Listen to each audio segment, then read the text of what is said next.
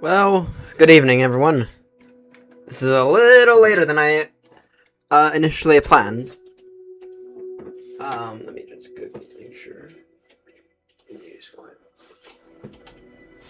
I'm gonna do a Heathrow to Baltimore tonight, but we might have to do a Baltimore Heathrow if my 772 is not at Heathrow. I don't see any reason why it shouldn't be.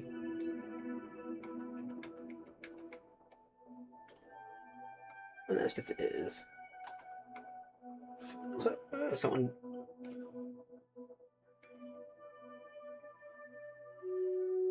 did a Baltimore Heathrow tonight.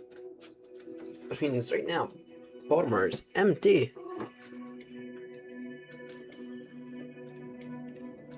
Damn. Someone flew my Rolls Royce 772. Or the other GE one. So, anyway. We're off to Heathrow. Let me just verify what Heathrow is looking like.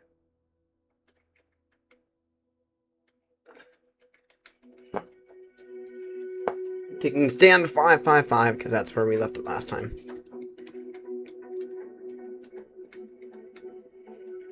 Someone stole my 772. All right. Stand 5. Yeah, no, we were at stand 555 last time. Oh my word, work was insane today. I will explain the chaos. Once we get up in the air, because I do actually still have a little bit of work to do. Once I get airborne. But so I have to order an extra thing of soap, and I also need to finish up stuff I should have done at work. Actually, at work. Sorry, but I simply did not get a chance. For reference, I was gonna try to start the stream an hour ago. It took me an extra hour and a half to get home today.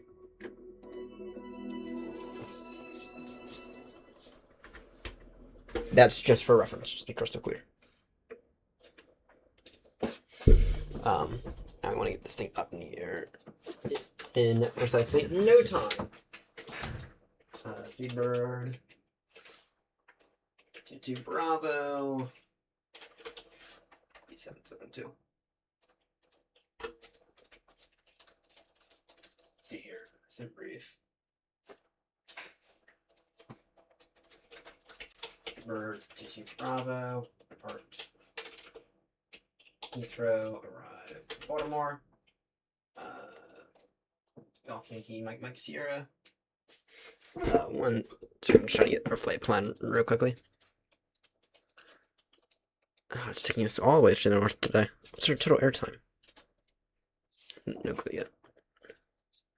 And then fuel planning. Actually, give me an extra 10 tons of fuel. Right, in the meantime, we can go ahead, external power on, batteries get on, get all those on.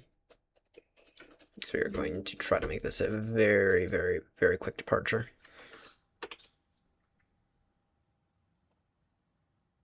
Get RAS up, maybe flight up. Get all the applications up. Also, let's go ahead and quickly get New Sky set up.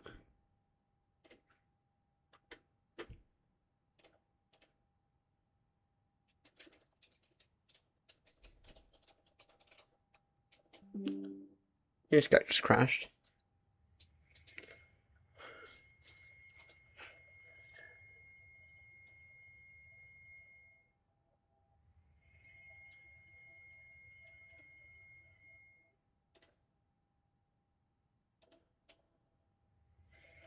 Alright, book flight. Scheduled packs.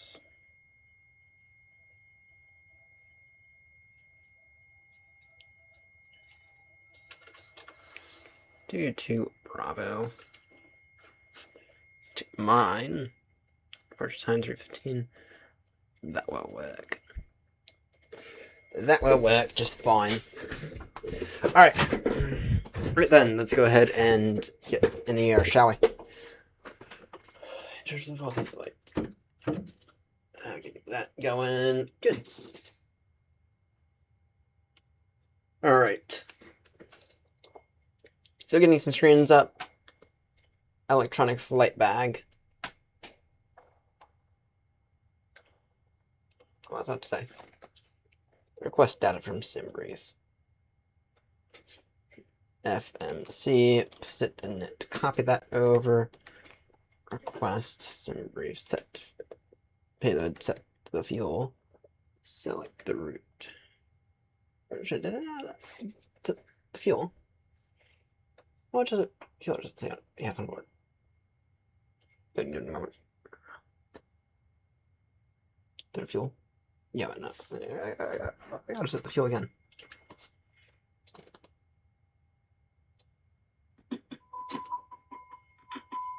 No, why is it in pounds? Don't know why it's in pounds. It should be in kilos. Alright, what's going on here? Because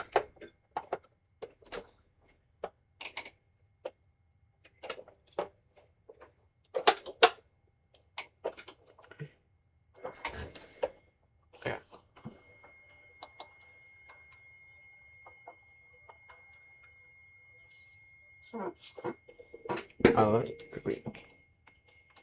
So the fuel. There we go. There we go. And now I just need to go into PMDG setup or craft equipment.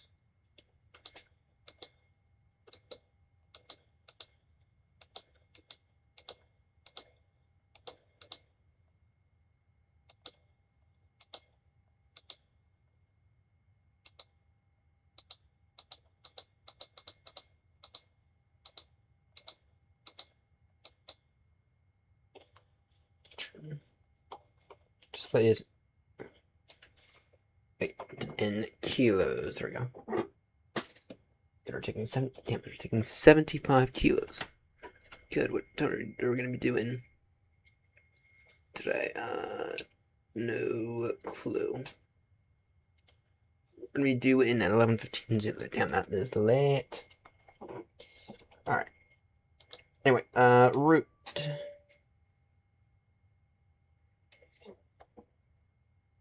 Performance in it, we can accept that. Accept the 17.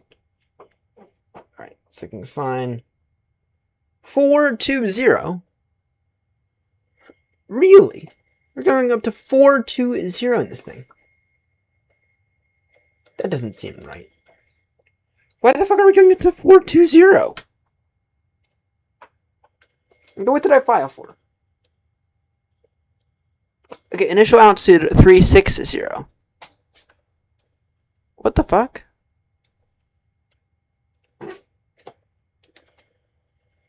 Alright, let's get the performance data in time.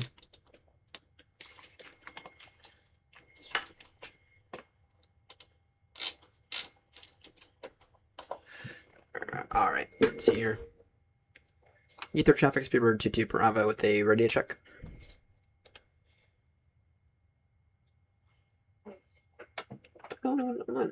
No. Roger, radio check correct. Thank you.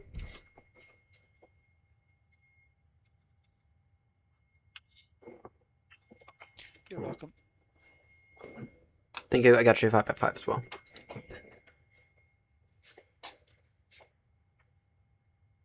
Alright, adheres alignment. Alright, let's go and get the performance data. Actually, let's get that AP on. Get the window heat on. Ladies and gentlemen, welcome aboard this British Airways 777 flight with service now to Baltimore. The current time is 3:06 in the morning. Heathrow time. The current time, Baltimore time, is 11:06 at night. Sincere apologies for the significant delay, as we were supposed to be out. Actually, have you arrived at Baltimore right around 12 hours ago. Anyway, apologies for the delay. We are about to push back out the gate. I kindly ask I kindly ask everyone to please take their seats, asking cabin crew for assistance with the overhead lockers if needed. Obviously, take your seat, sit back, and get comfortable, as we do have, I do believe, about an 8.5 hour flight across the pond. At least that's what I believe I'm estimating right now. So anyway, sit back, relax. Speak to you in all in a moment. Thank you. All right, let's get the performance data real quickly. H.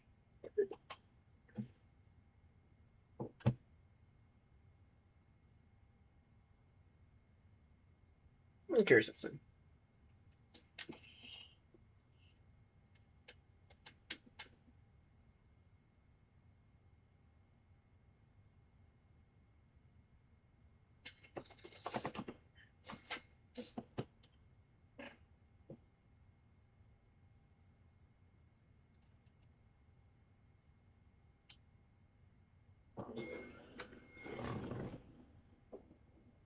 I'm gonna take 2-7 because Simbrief told me to, which is stupid.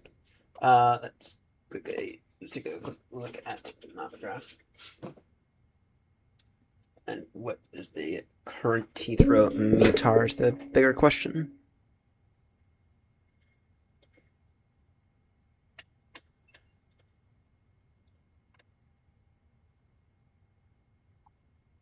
Compton 3 Fox. Go traffic top Swiss 38 Uniform Delta lining up departing 26 left.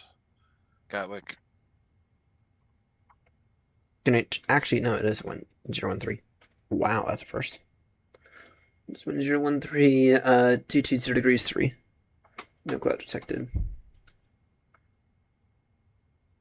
I mean, I can see through is looking really good. Don't know what's going on with the jetways. But anyway, we'll fix those in a bit. Or I'll fix those another date. Alright. Anyway, it's saying that we'll be beyond final flaps 3. We just disable improve climb.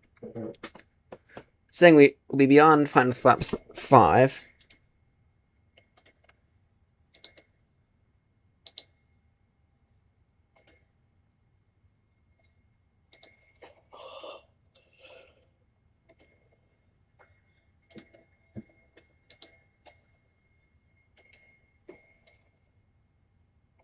It'll be assumed temp. Should be fine today. Assumed temp of 49er. On a actually on a takeoff 1. That's what it's saying. The numbers are going to be 148, 154. Damn, quite high today. And 159.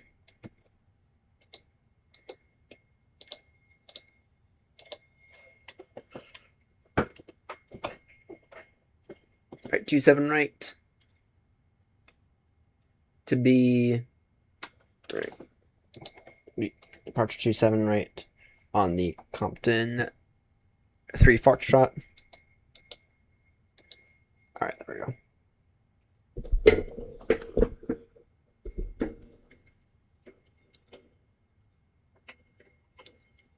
These flight directives on initial altitude, I do believe, is still 7,000 feet, if I'm not too mistaken. 6,000. That would make sense, actually. APU is running good.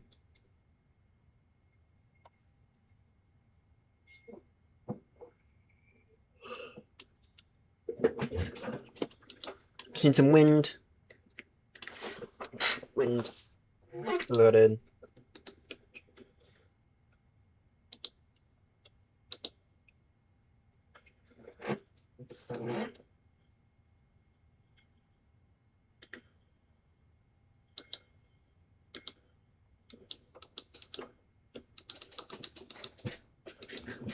Alright, that's looking all fine. Alright. These beacons on.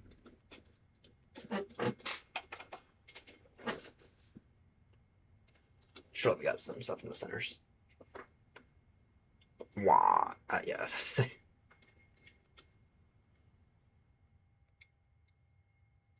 All right. At this time, I kindly ask any ground crew to please vacate the aircraft as we are about to push.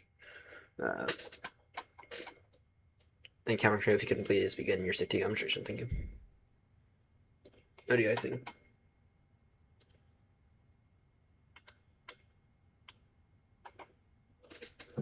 It'll be push and start, face north.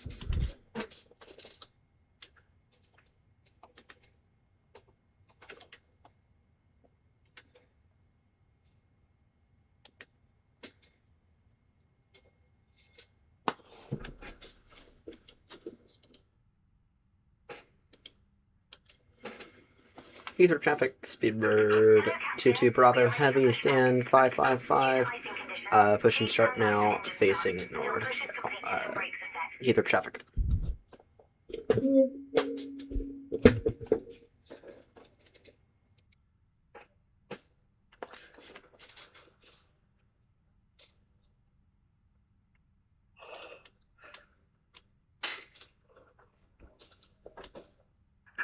Departure checks completed. Bypass pin inserted.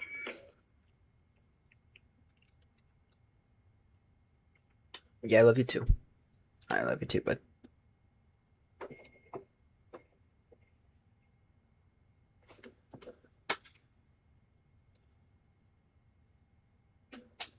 Push and start on Charlie, facing north. Locking gear. Stay down for a few minutes, bud.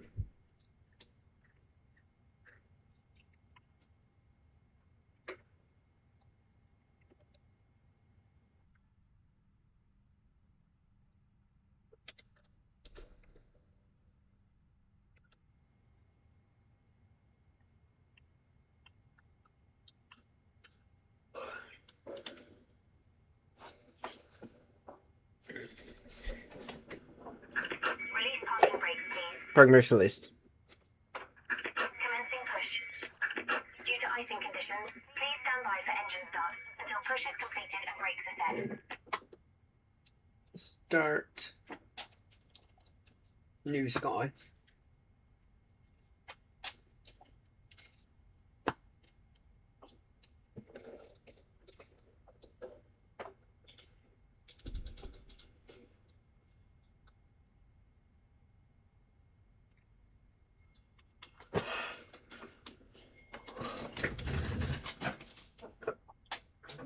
Get over here.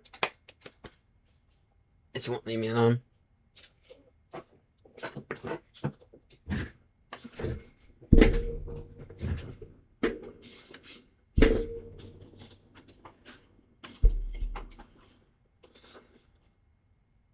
Good evening to whoever's tuning in. Or good evening or good morning, depending on where you are in the world.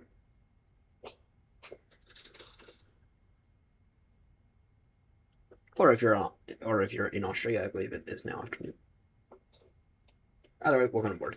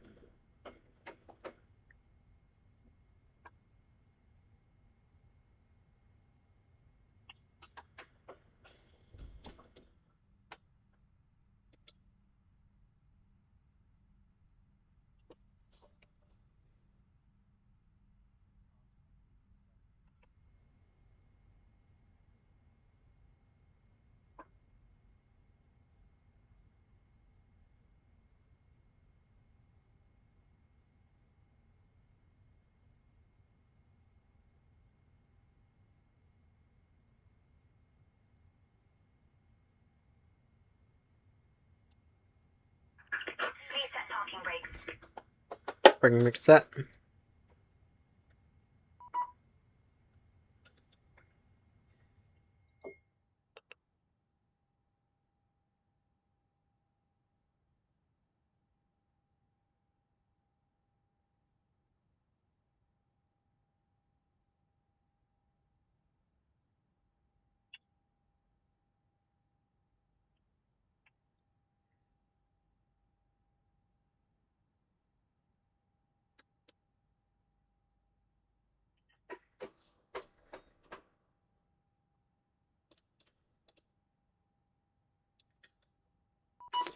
both these engines up.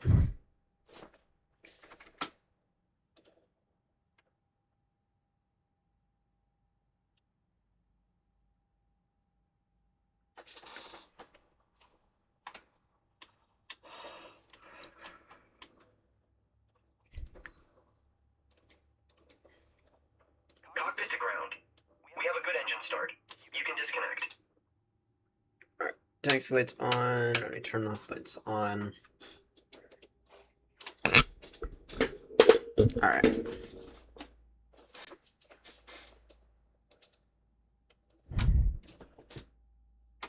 Either traffic speedbird 22 Bravo heavy taxiing now, holding point Alpha 3 for runway 27 right via Charlie and Alpha.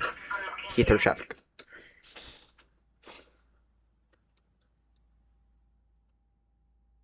RTO, let's do our traffic control check real quickly.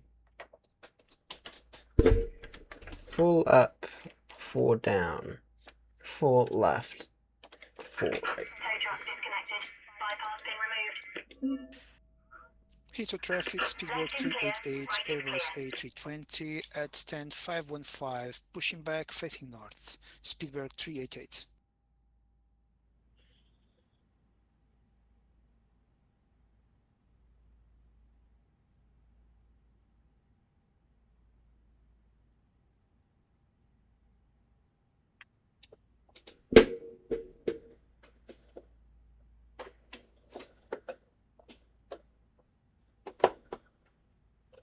Thank you.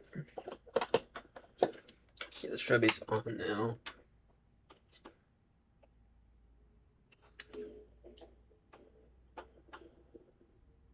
Let's get out of here, shall we?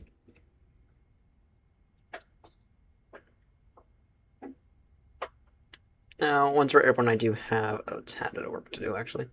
Just need to make sure I get some soap. And make sure I place an order for some soap, which is fine. I have it through tomorrow. Actually, and even then, I could call it Monday morning and ask for it.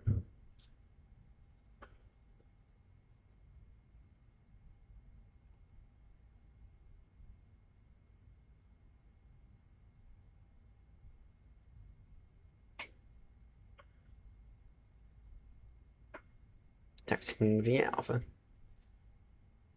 We're on Charlie.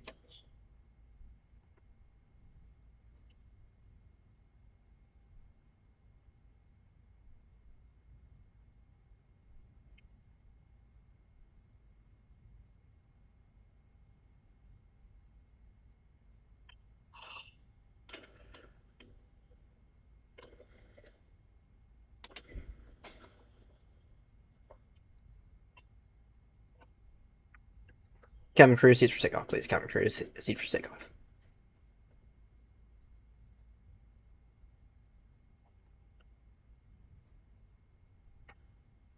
APU off. Why not on the landing lights now? Why fucking not?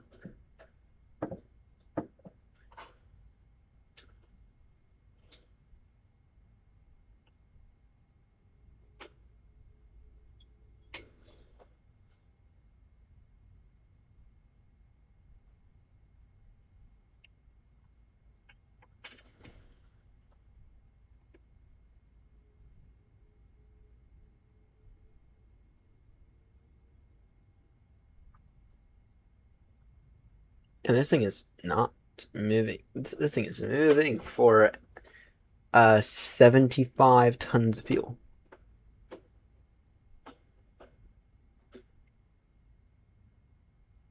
This thing is moving for 75 tons of fuel.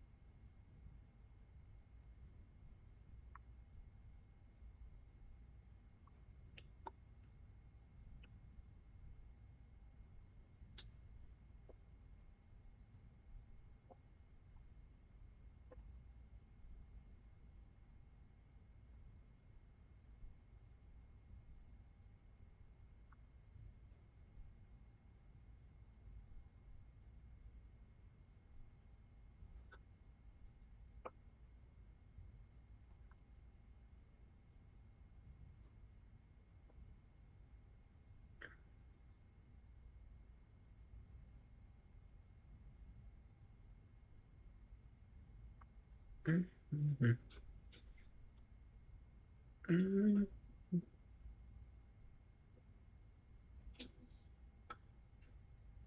Charlie's on good. Lights are all on good. Flaps 5 set. Speeds are 148, 154, 159. Takes about 2/3 down the runway.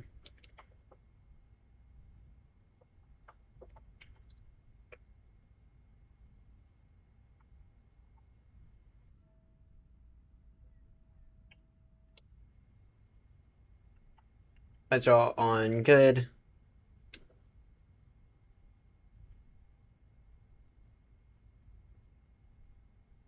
Heathrow traffic, speedbird 22, Bravo via Alpha 3, lining up runway 27 right. Heathrow traffic.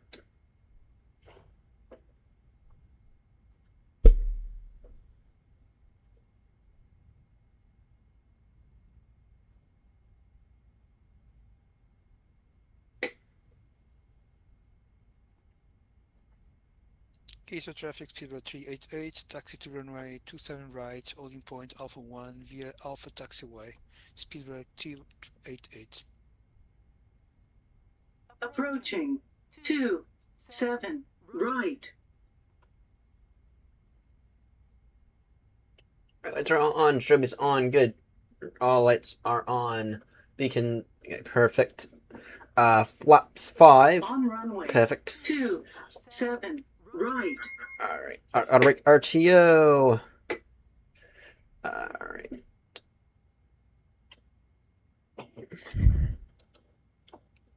Heathrow traffic, speedbird 22, Bravo, heavy. Takeoff now, runway 27 right, Compton 3, Foxtrot departure. Heathrow traffic.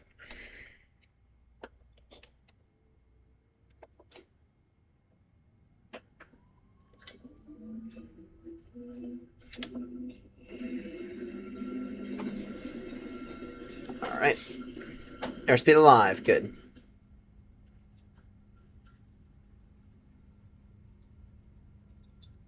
$80 knots with the pressure.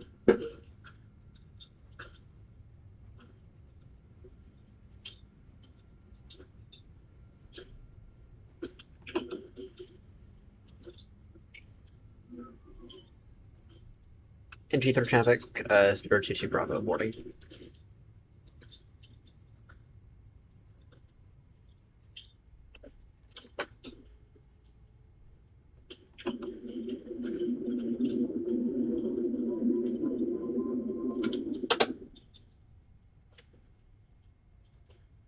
Morning. Heathrow traffic, speedbird 22 Bravo, aborted takeoff due to rapid airspeed decrease. We're just gonna hold short of taxiway Alpha while you try to figure that out.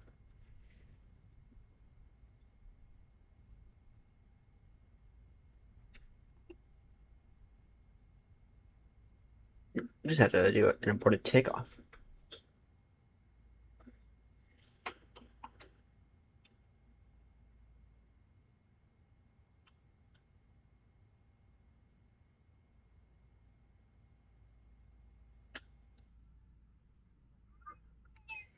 I don't know why.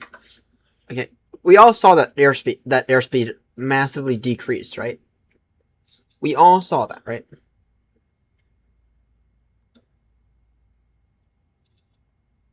Yeah, no, we should have aborted that takeoff.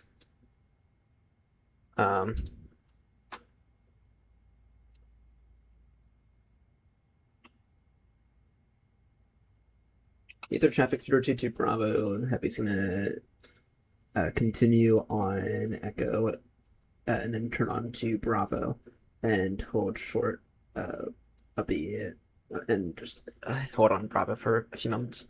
Heathrow traffic.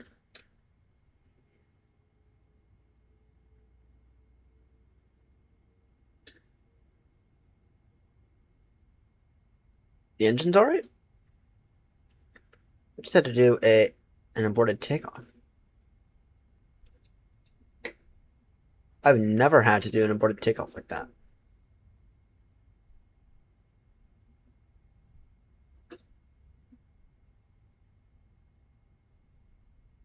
You know what? We'll check the brakes. Sure, we don't need to cool the brakes or anything. No, I've never had to do an aborted takeoff like that.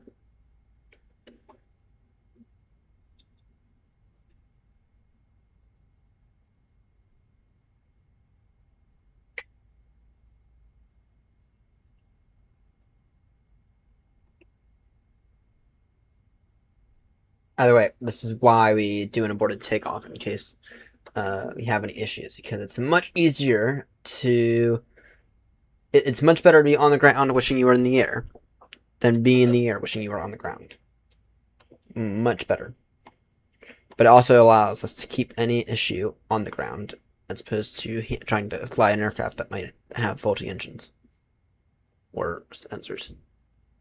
Welcome aboard. We just had to do an aborted takeoff. Maybe rewind the stream like a minute or maybe 2 or 3 minutes. But on that takeoff roll, our airspeed died down, starting around 90 knots, massively. To the point where I had noticed it and I was like, I'm aborting. It's like, if you're going to decrease our airspeed by that amount, I'm going to need to abort takeoff. Right, what are the brakes temperatures look? What was the brake temperature looking like? Anyway, Francisco, welcome aboard. Hopefully. In front of the cabin crew, what has just happened? What's the gear looking like?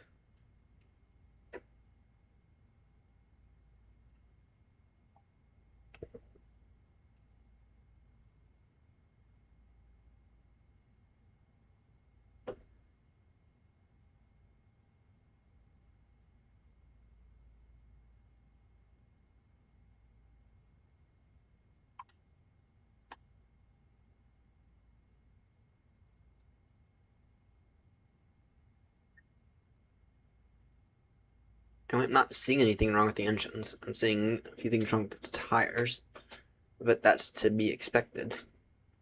The engines are looking fine.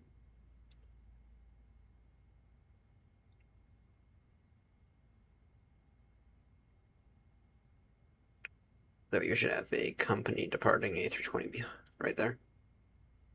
I am not a real-life pilot. Not yet, anyway. I'm currently in the process of getting a Class 1 medical. Hopefully, anyway. Either way, I do try to follow actual procedures. And this was absolutely a situation where we had to. Actually, this was a good move here. All right.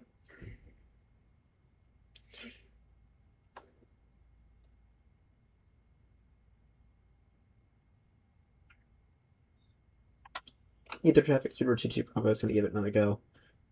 Taxiing now, holding point Alpha 3 for runway 27 right via Bravo. Link 21 Alpha to hold short out of Alpha 3 and wait for the departing company A320. Heathrow traffic. Go ahead and... Actually, those numbers are perfect. Perfectly on.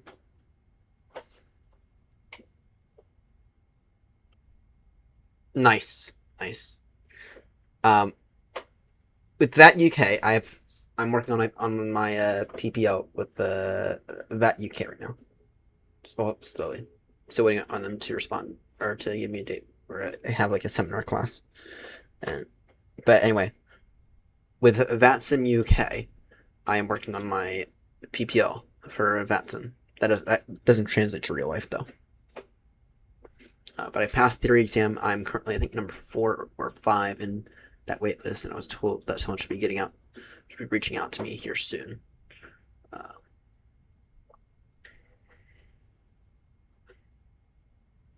But anyway, Francisco, if you want to rewind the stream, can you tell me if that was a valid takeoff abort? Can you tell me if that was a valid aborted takeoff? Though actually, and so I don't know if you know if you would know what would constitute an aborted takeoff like that though. Because if you're in because if you're still in the Cessnas, then I don't know if they would teach that stuff. I don't know. By the way, what I saw was I saw us not getting any airspeed. I saw us rolling down the runway, and I saw this going down. That's my cue to pull back the throttles and to abort this takeoff.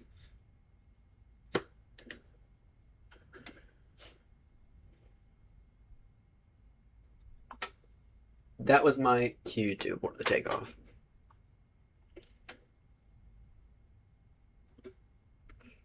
Assume temp. Heathrow traffic, speedbird 388, align and take off runway 27 right, speedbird 388.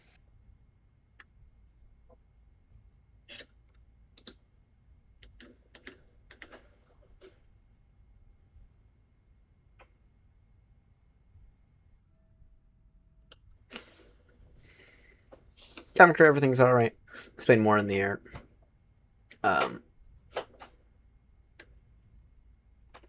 Cabin crew, prepare for takeoff again. Cabin crew, prepare for takeoff again. Thank you.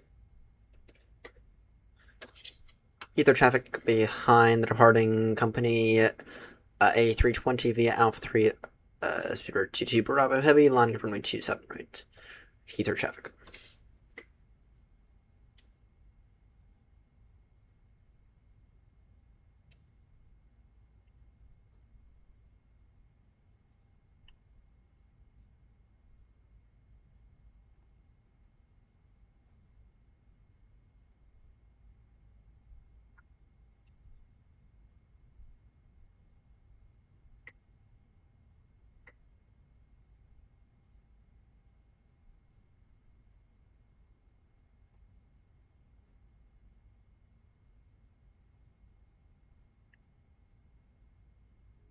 Alright.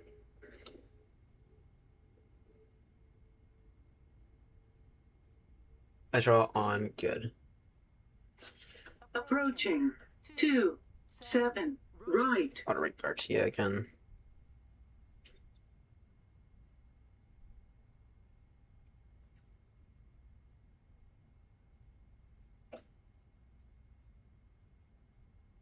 On runway 27 right. Heathrow traffic, speedbird 388, airborne.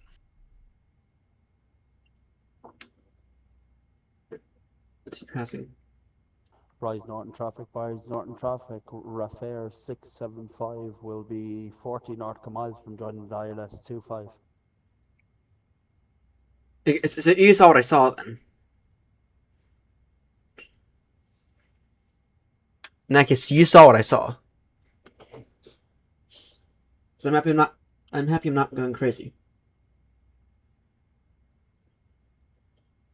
I'm thrilled I'm not going crazy. Alright, lights are all on, good. Flaps 5. Good. Gonna wait for this departing A320 to be a little higher and get out of my way a little. So yeah.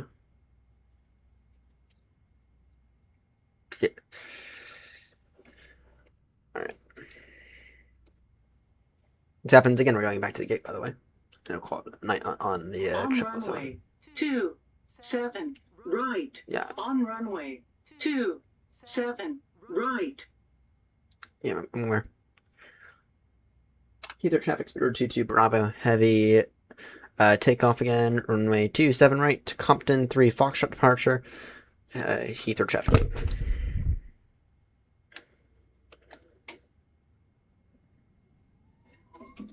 Alright.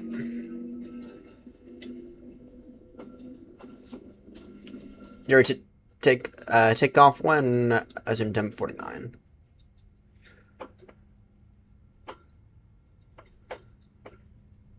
Eighty knots with the pressure.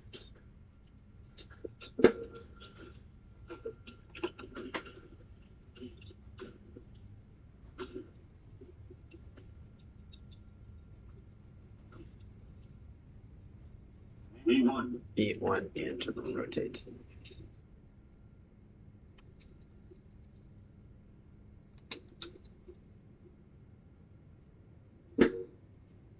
Oh, let's re-gear up. Well, that was a little off center alignment, to be honest. Hopefully this guy doesn't bash me for that later.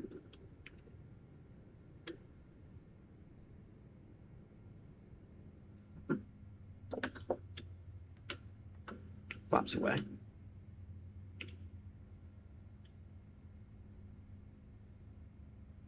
Ether traffic speed road 222 Bravo, heavy now airborne passing 1400, climbing now, flight level 360, via the Compton 3 Foxtrot departure.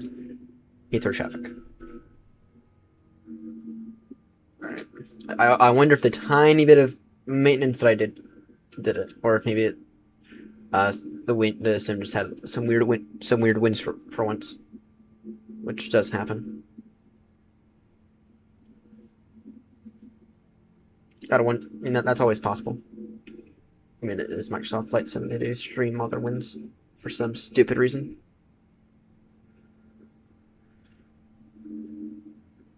Alright, we're off to Baltimore. It should be about... Actually, it should be about a 7-hour flight, so... Hopefully I can get there by about 8 a.m. my time. You're being hopefully. Maybe we'll get some ATC.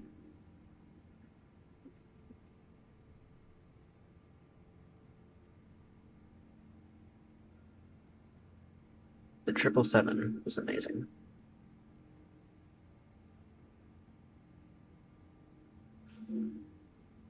Alright, let's throw the autopilot on now. Alright. At what waypoint do I need to get my oceanic clearance? And what's that guy doing?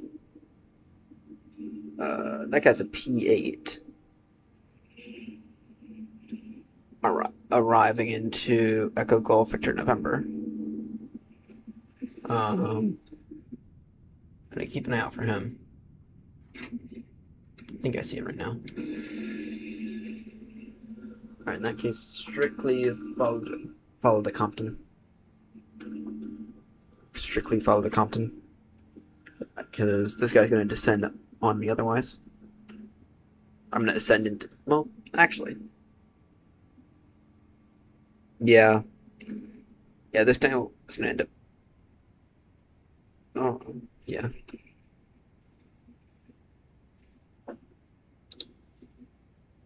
I don't know why it's saying we need to go up to 420. Okay. Our cruising altitude is... Why? Because I have not gotten my FAA Class 1 medical yet. That is in the progress, by the way. Hopefully, anyway. I'm not certain that I'm 100% eligible for it. But actually, and 1 second, let me just figure out our cruising altitude next. We have our recommended for optimum. We're going up to 360 then.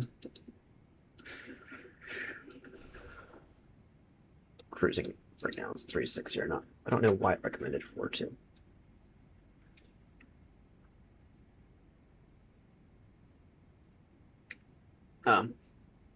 Anyways, so the FAA here in the U.S. requires anyone who holds anyone who holds any kind of pilot's license to hold a medical license. Now, for what I want to become an airline transport pilot. They require you to hold a Class 1 or a first class medical. A first class medical certificate, which essentially says you're in really good health, you're in good enough health to the point where you're not going to die at a moment's notice. Mentally, you're fit to become a pilot. Physically, you're not bad, right? That's what that means. So, anyway, I'm in the process of doing that. I have a few conditions that I don't know if they disqualify me for, but I'm in the process. But yeah. So,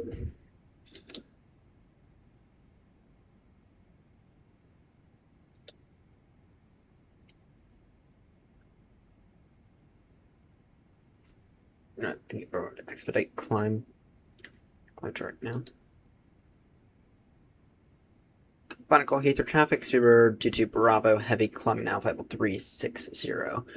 Cautioning the traffic call sign, Romeo Foxtrot Romeo 657.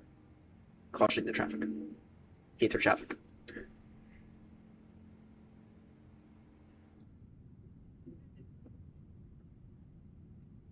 Right, where's that guy at? I think we should be fine in terms of separation, though I'll keep an eye on it. So here. No, tell you what.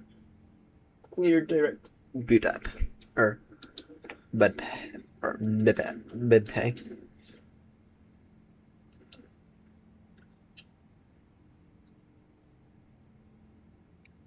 Traffic, Speedbird 22 Bravo, heavy turning now, direct, big pay, that is Bravo India, Bravo Papa Echo. Traffic.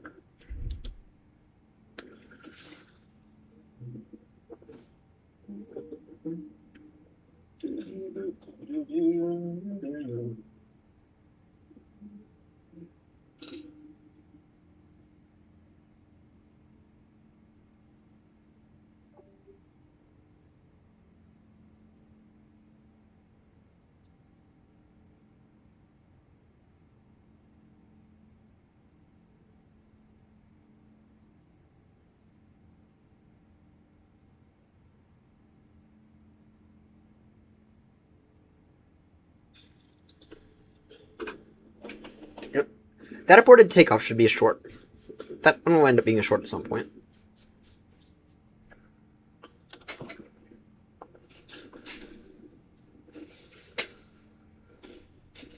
I need to route data.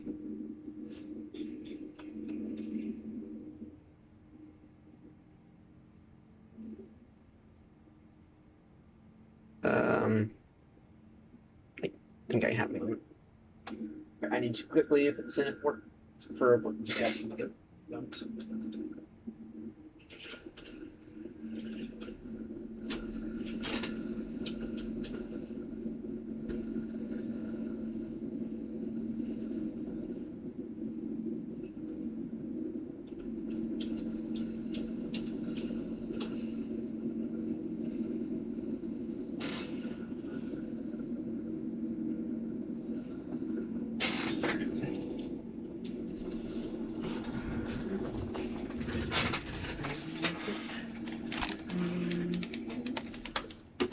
Alright, 1 second, everyone. I can still chat while we're also putting it in.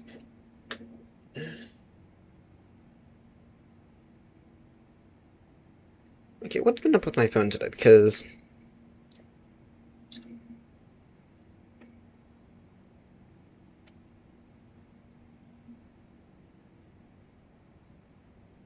there it is.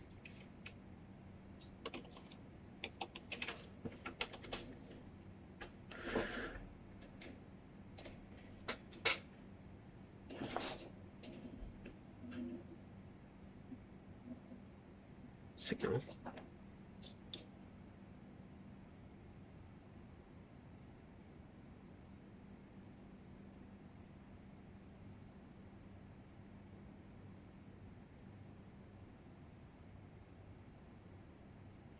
I took a photo of that, right?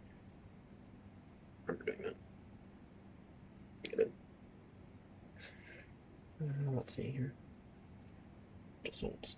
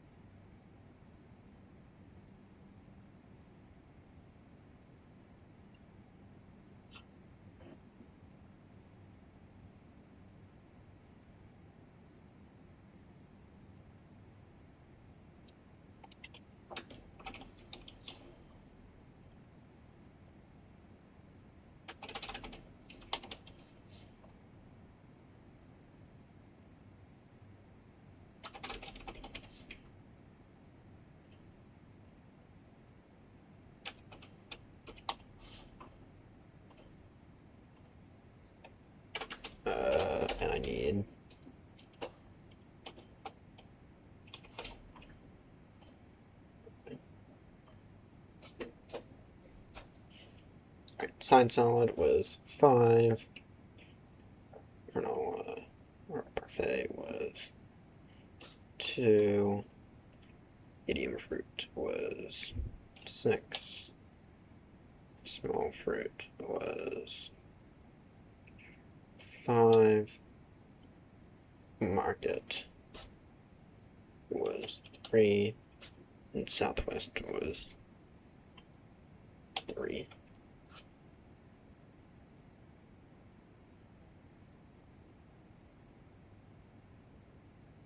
Is there any way I can add to an order?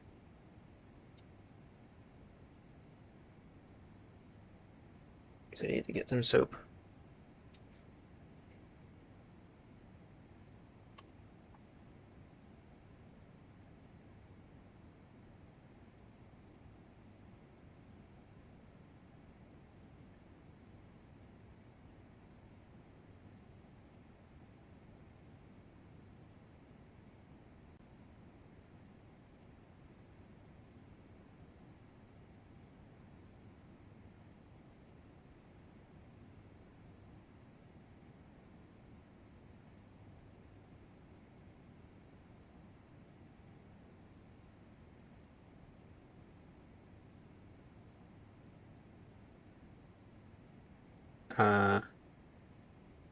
I'll just call them Monday morning. I'll have to call them.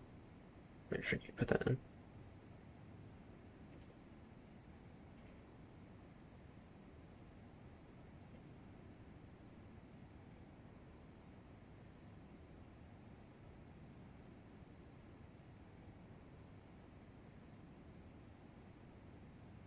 Yeah, I'll just have to call them.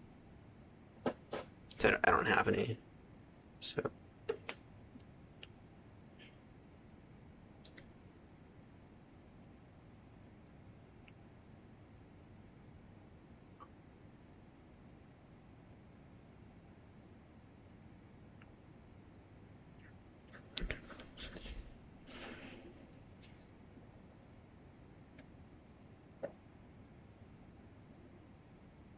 Alright, good.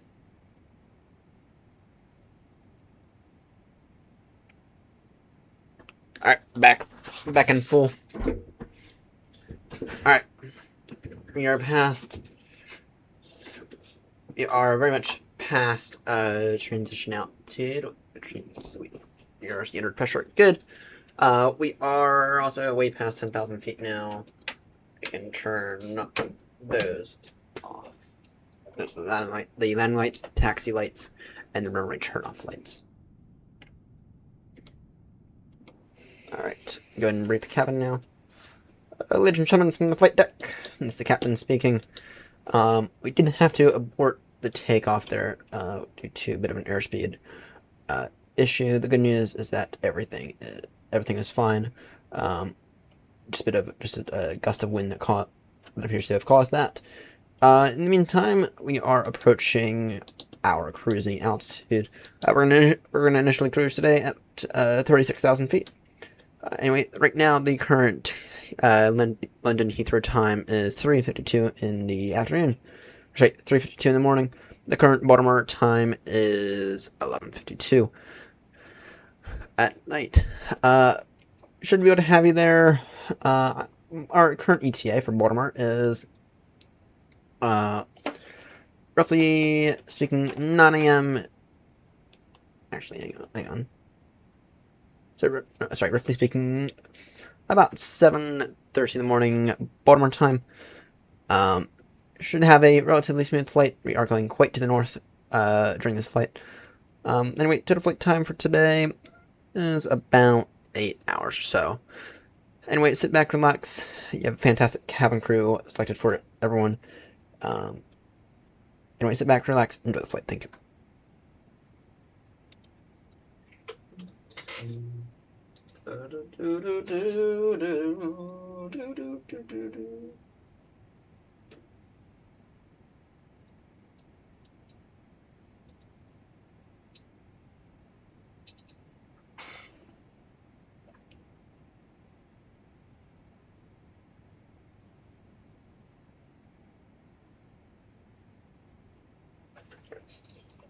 You know, my phone's restart. Yeah, I gotta reboot my phone. My phone's actually.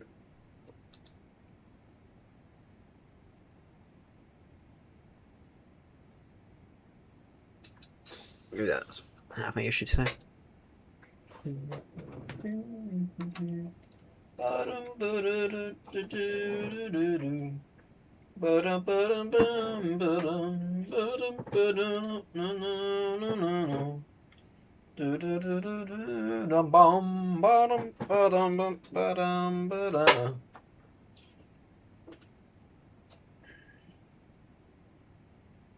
All right.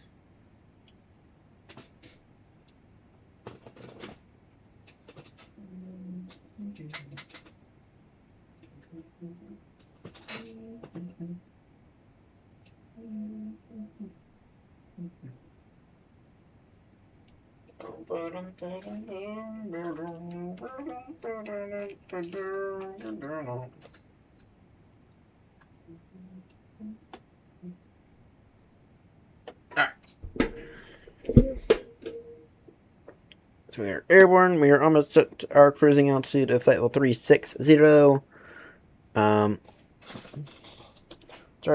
econ speed. Actually, our econ speed is actually H4. It's actually a really good route today. Let me take a look here because I might be able to push us up to 8.5 during today's. Let's see here. What is our ETA? We get there an extra.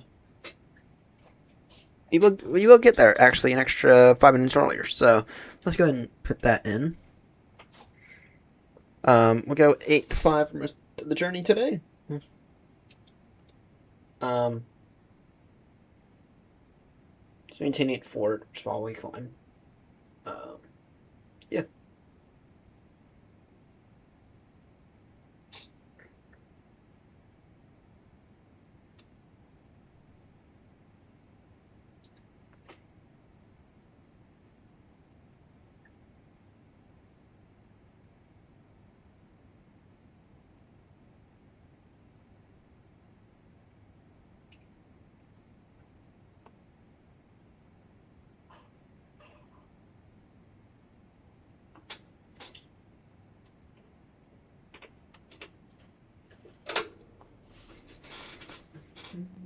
All right, we're gonna take a look at that aborted takeoff in a moment.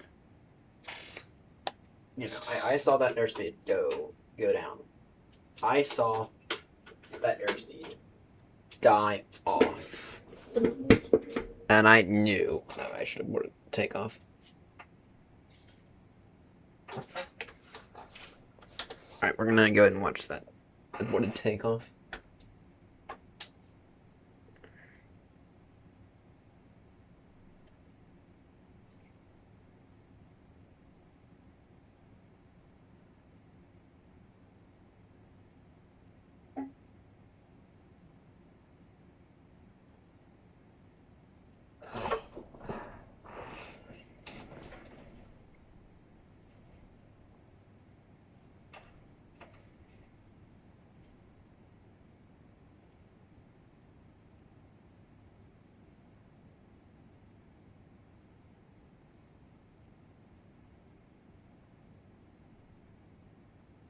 All right. See here.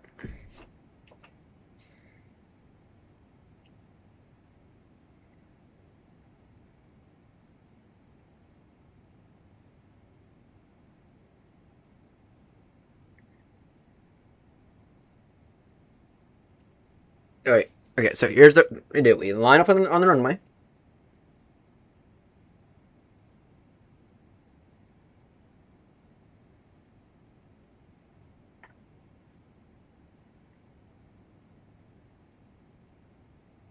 Yes.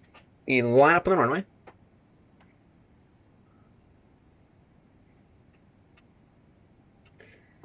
Okay.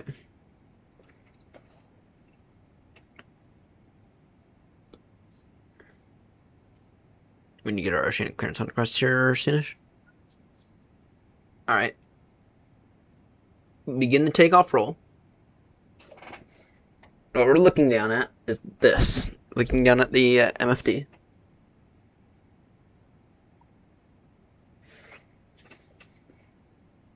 Alright. Here, let me go full screen just so we can see it a little bit better. Alright. 70 knots. 80 knots when you relieve the pressure.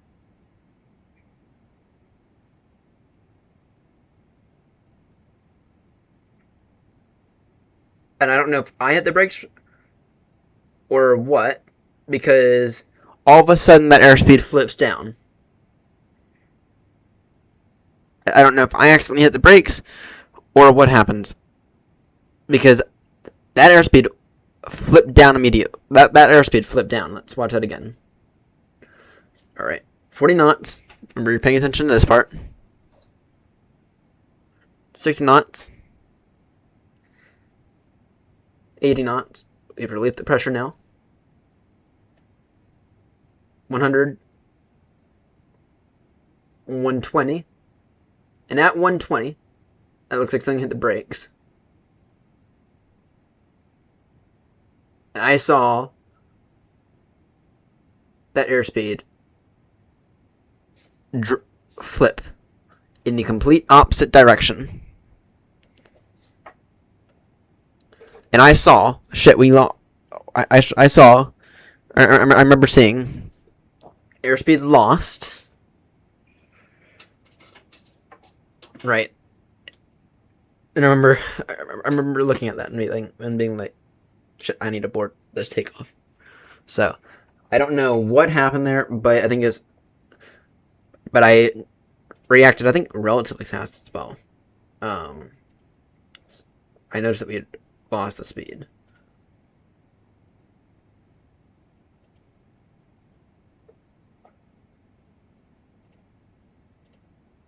We're gonna need to send a screenshot.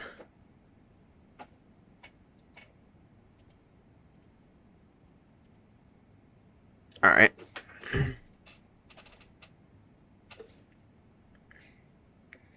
Yeah, that looks like something bumped the brakes, to be honest.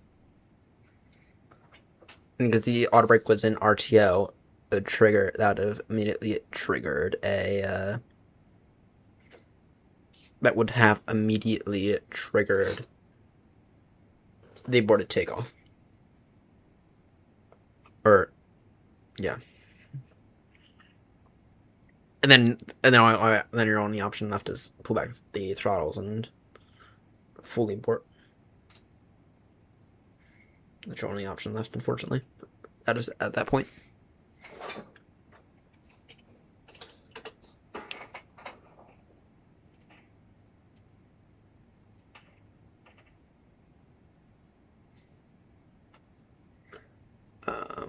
Anyway, happy it turned out all right. Now something must have bumped the brakes. That's the only valid, reasonable explanation that I could see there. Something must have hit the brakes, or something must have bumped the brakes or something. And with auto brake RTO, must have triggered the braking system. That doesn't mean it's going to trigger the thrust system, though. You're in the 777. You're still responsible for pulling back the thrust levers, but it will trigger the. It'll trigger the brakes. Something were to bump the brakes.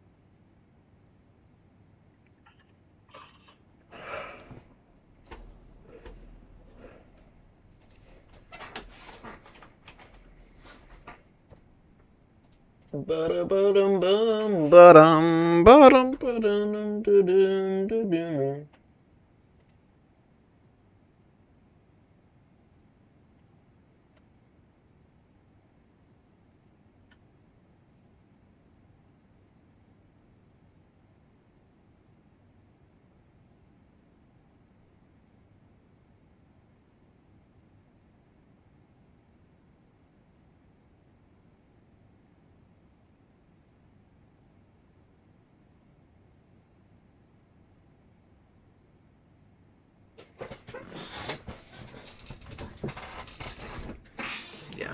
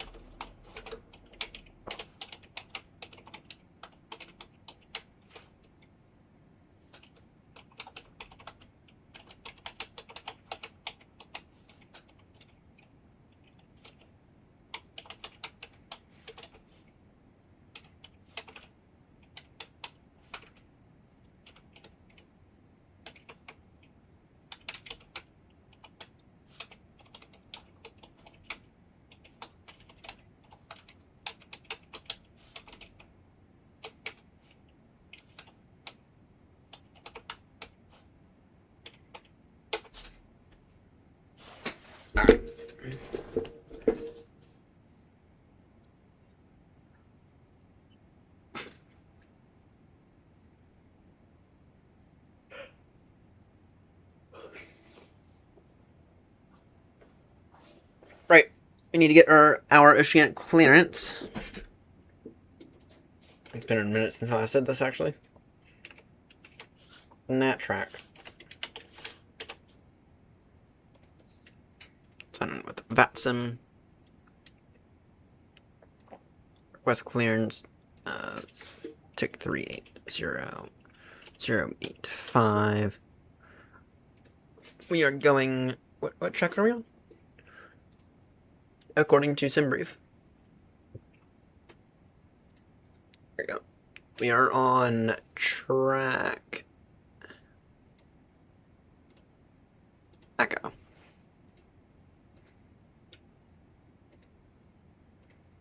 From Chanwick. And our ETA for C0 is 5:10. So we got about an hour. There we go, Oceanic. Oh, wait. Yeah.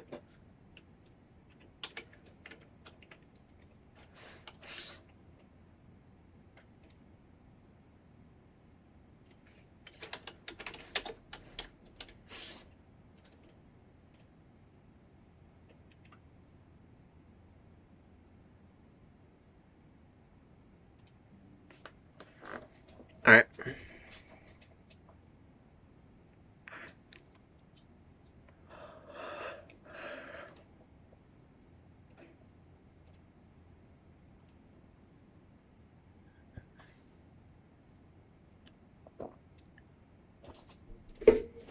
And that oceanic clearance is on request, or is on file now. Good. Jolly good.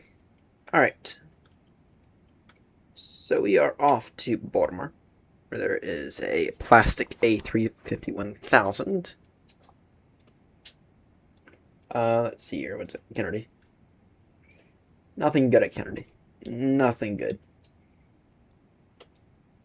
Okay, let's see. Take a good look at our operations for right now. We're flying that over to Baltimore. Let's see here.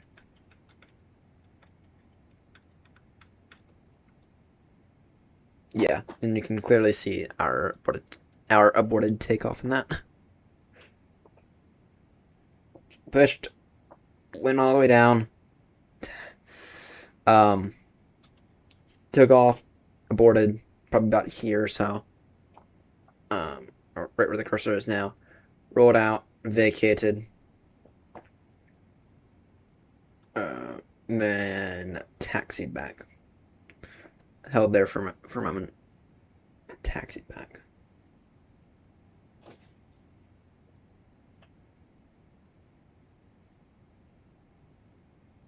And because of that, we got probably about a half an hour delay, if I had to guess. The way I can quickly throw in the Trish 4 arrival.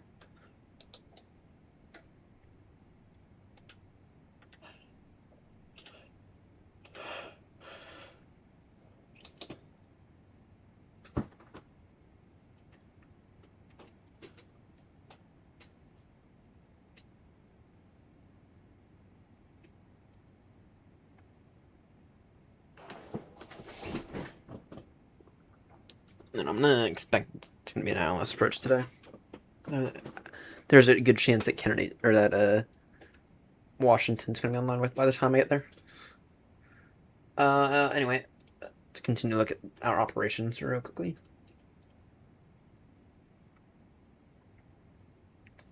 Let's see, Singapore. There's an A340-600. What's our fleet of 777s looking like? Because we have 2 of them. No, we have 3 of them in Melbourne.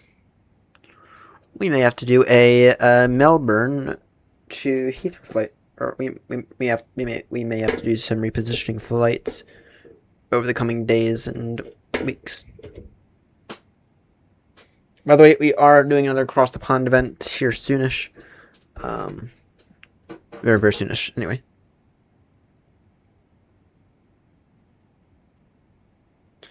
Just waiting on Grumpy to give me a date. Give me a date so I can actually put in off work for that date. There's one of our 772s at Singapore. I have to fly that from Dubai. I have to fly to Singapore to Dubai, and Dubai to London Heathrow. So.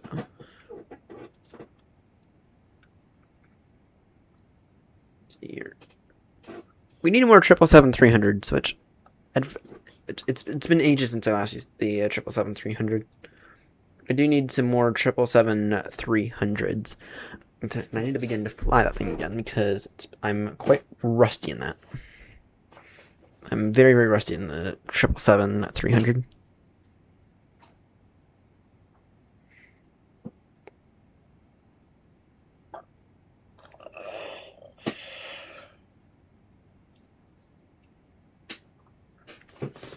Alright, what's our fleet looking like right now?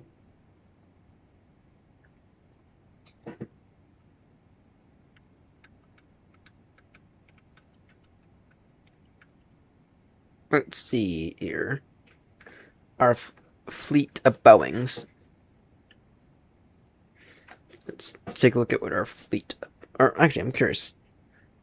How many hours does this Rolls-Royce guy have in it?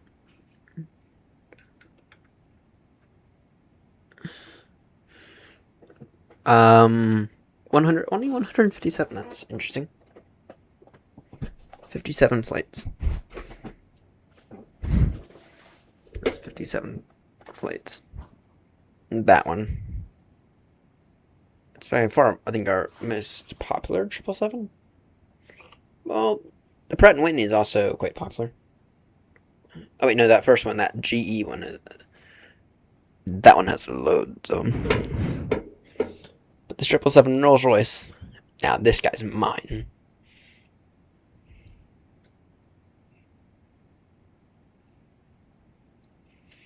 This 777 Rolls-Royce. That's mine. That's my 777. So...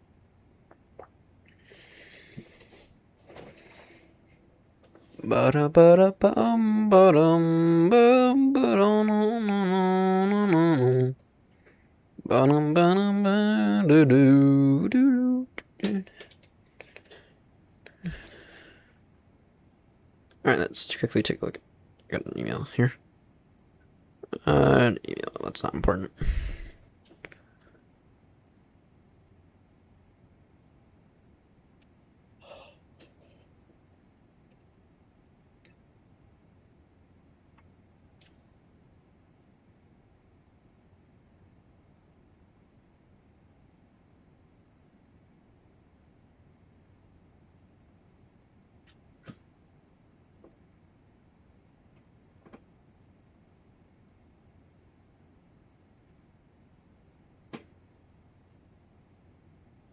Alright.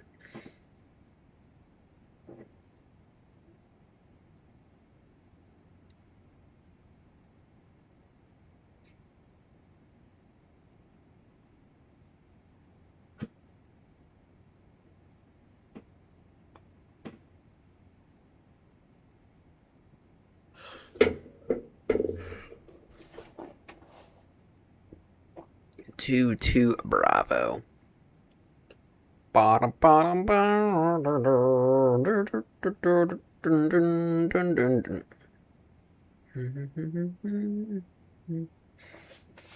know why it didn't give us that much cargo for tonight's flight, actually. I mean, it'll pay us well, but don't know why it didn't give us that much cargo, to be honest. Alright, we'll see how much money we can earn from today's flight. My aim is 150. 150 grand is my goal.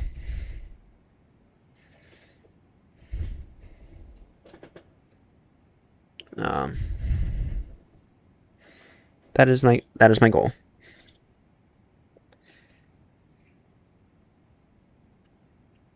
So, all right.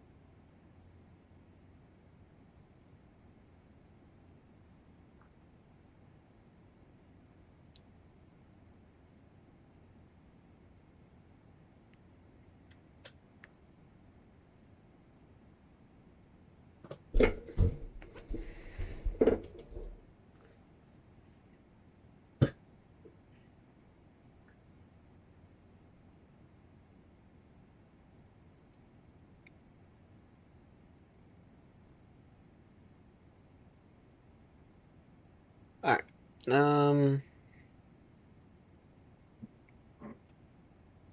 If we had to divert now, if we had to divert now, we go to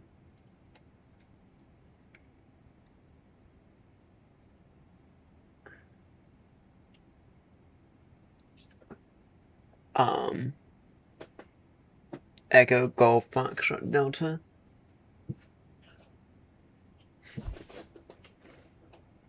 I don't think that's true.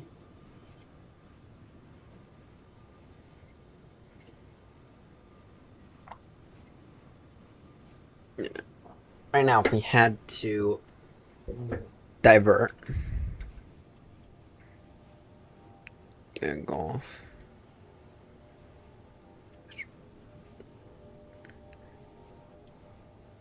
I think right now, if we had to divert, we just go back to Heathrow and get the passengers on a replacement jet. To be honest, because we'd descend, we wouldn't be that far away from descent, but we'd still be far enough to the point where we would just turn straight back towards the airport. Right.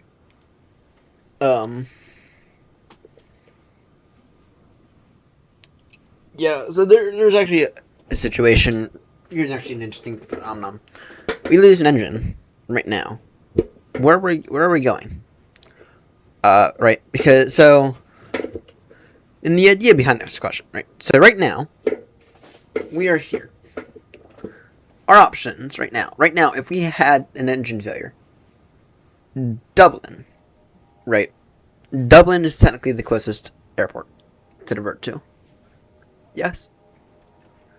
We also have Manny or Manchester up here. But we also have Heathrow not that much farther away. I mean, is Heathrow a good 20-30 minutes left in the air far away? Yeah, but it's still reasonably close. Yes? So the question is, then, if we had to make a diversion right now, if we had like an engine failure, where would I go? And the answer is I'd actually turn direct back to Heathrow. And the reason why is because we're still within a safe distance from Heathrow, to the point where if we had to shut down an engine, we'd we'd have no problem getting back without taking extra significant risk. Yeah. But also, at Heathrow, I mean, that's a jet swap out on BA, right? I can guarantee that BA most likely somewhere has an extra 777 at Heathrow. I mean, or maybe they don't exactly have an extra 777. Maybe they have an extra 787, right? Or maybe they have an extra A350 somewhere with a replacement crew, right? So if we had to make a diversion, I'd actually go back to Heathrow because we're still not. I mean, we're a good 20 to 25 minutes away from touchdown at Heathrow if we were to divert, but just operationally wise, now we don't have to do a now BA wouldn't have to do a positioning flight from, let's say, Dublin or Shannon to Heathrow, right? And now we wouldn't have to worry about now we wouldn't have to worry about other options in terms of the passengers, right? I mean, Heathrow is the most connected airport in the world, right? So, but now we wouldn't have to worry about that stuff. We'd just be able to simply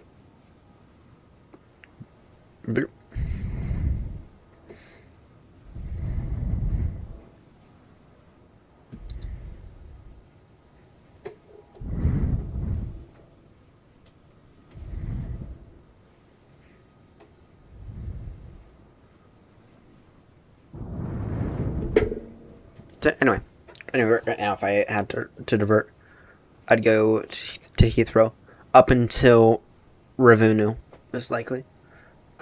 Actually, up until up another 20 to 30 miles, most likely. Another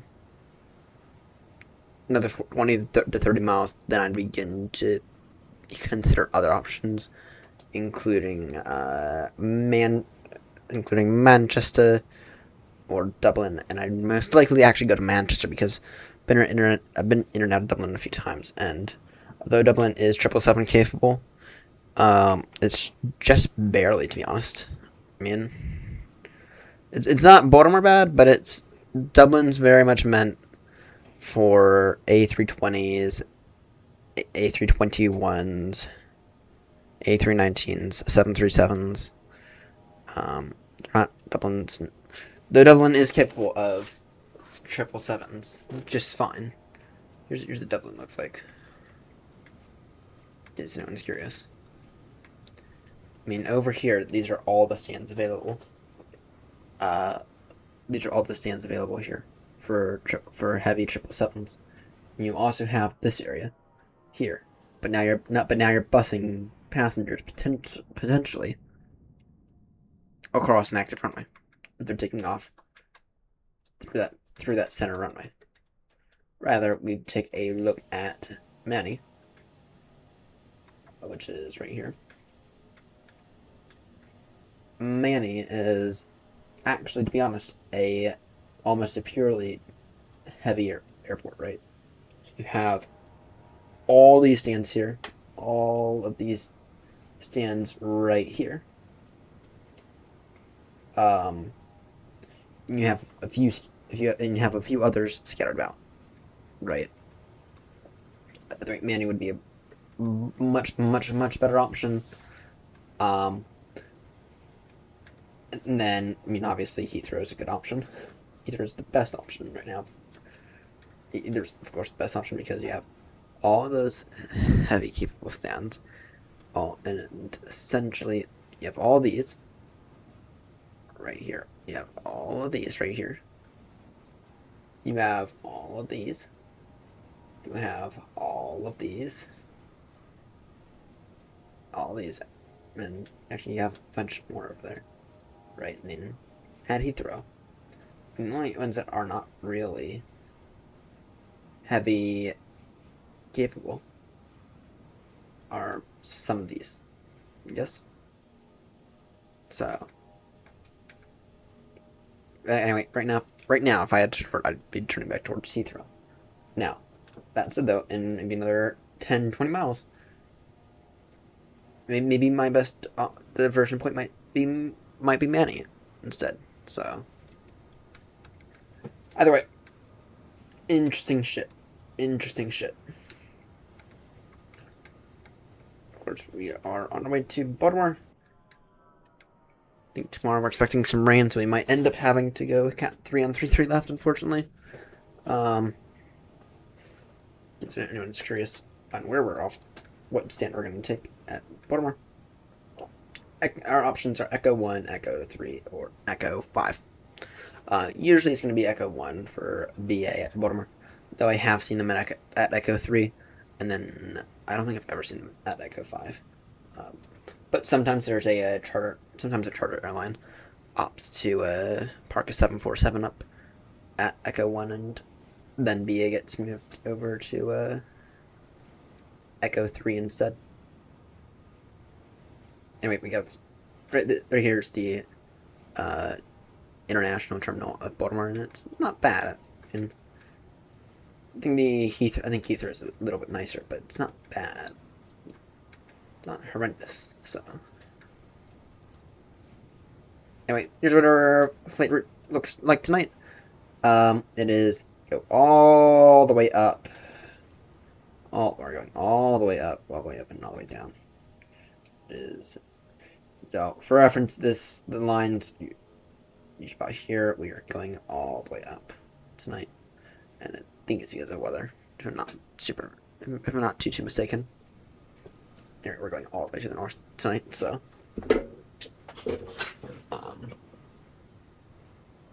anyway, that's what we're doing.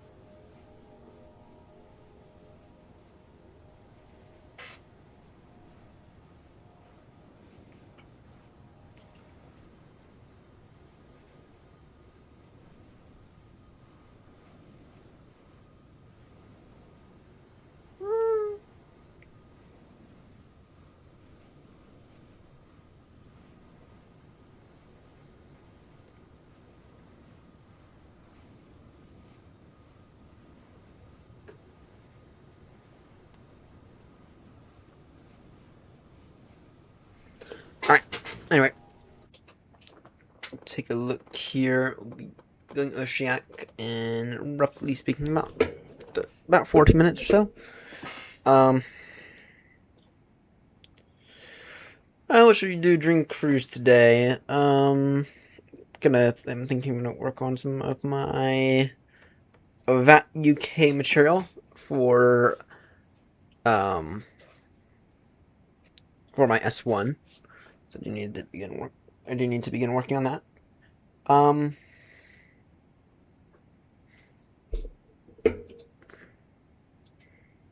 Maybe when Grumpy tunes in, it'll become a little bit more fun.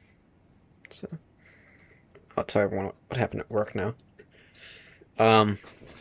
Work was freaking horrendous today. Which is why we are so late on today's stream. We have an hour delay on tonight's stream. My initial plan was just be started out at 10. And I have an entire hour delay on tonight's stream. And the reason why is because I didn't actually get out of work until about 10:20ish.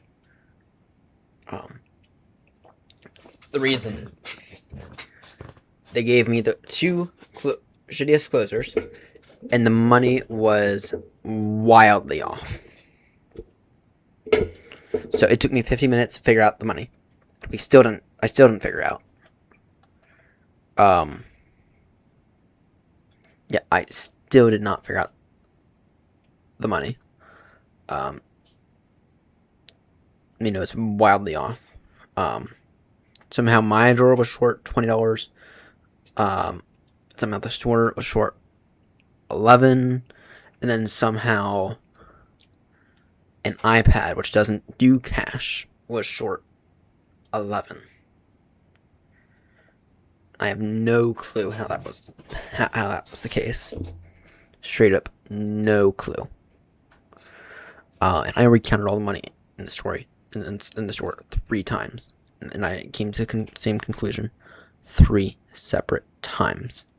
I have no clue why the store is short. I think it's nearly $50. Actually,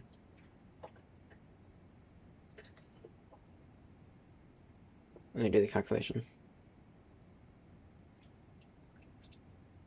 That's short 20. Thing was short 11. Yeah, $50. So I have no clue why that was the case. So, but anyway, there's not anything I can do about it. Yeah, but $50, that is a lot of money. That is a lot. So.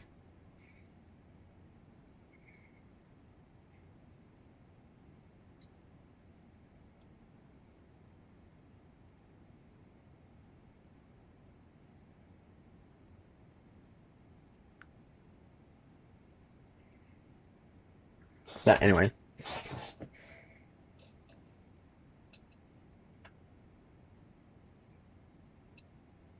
Anyway, what can I do?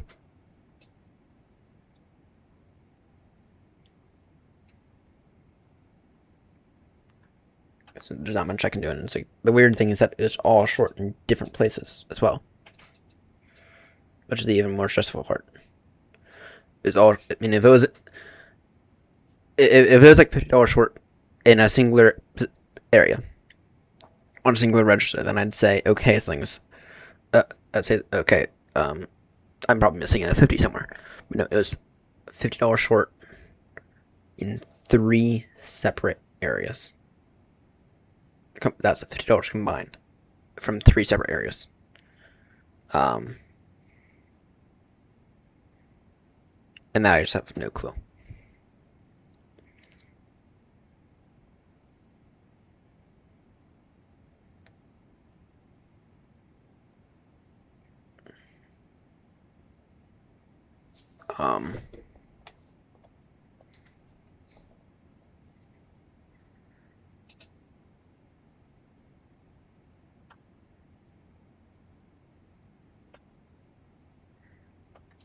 And it's like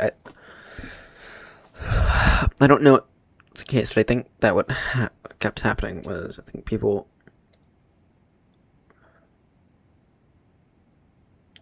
are what's the labor number for 7? Okay, so it was. Well, then why is it saying our labor was 16%? Because it was crazy then. Oh, I think I know why now.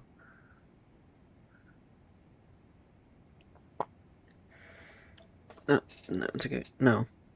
Okay. That would explain. Okay, it was crazy because it was crazy. It's crazy because it's crazy.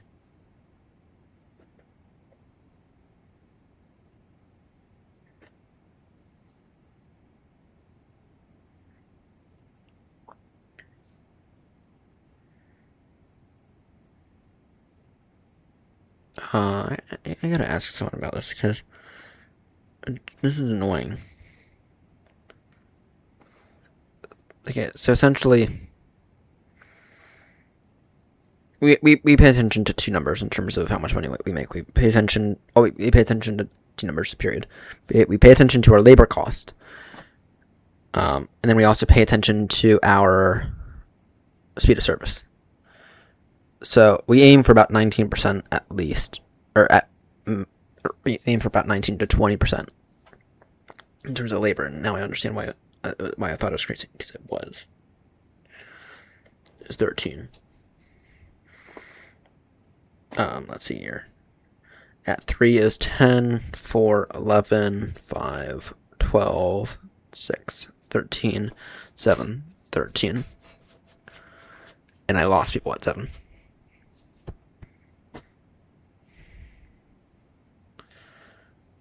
So I lost 2 people at 7. And on top of that, people, I had all the slow people. I only had okay. That makes me feel a little bit better about everything.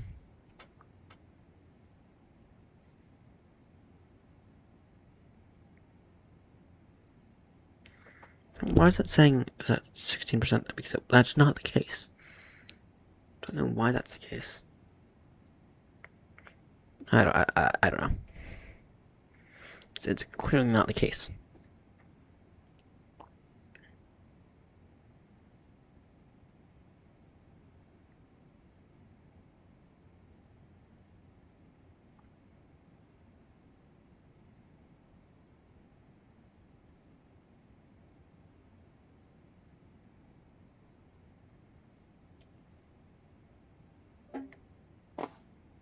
Uh-huh. Did actually update. Did actually update now. What? Okay, what should I put?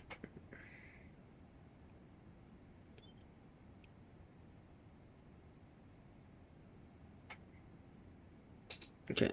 Yeah, okay. I have a bad app then.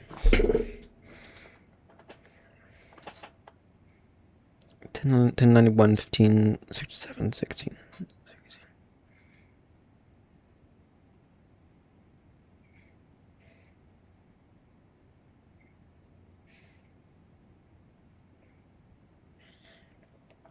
Or 15, 16, 15.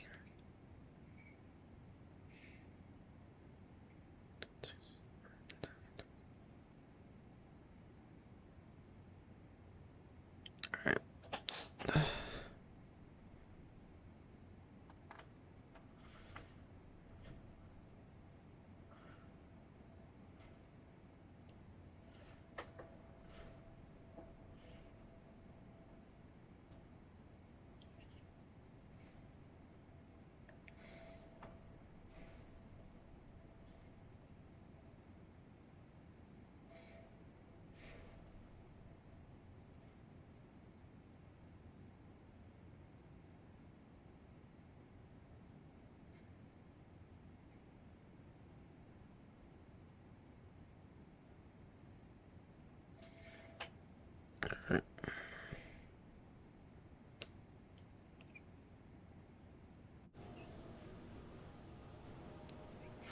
Just him coming next because I have to write his R sub if he doesn't bring a note. If he doesn't bring a doctor's note, I have to write his R sub as well.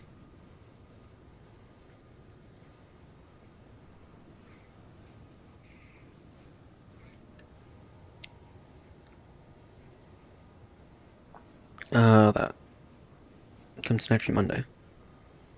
Have I done my setups yet for next week? I guess I need to do those. Good morning to you whoever's tuning in.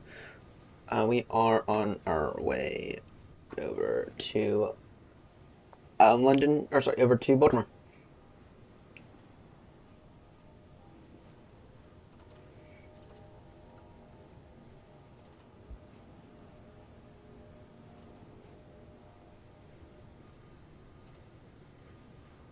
And I started on it. Let me go and actually hear those now.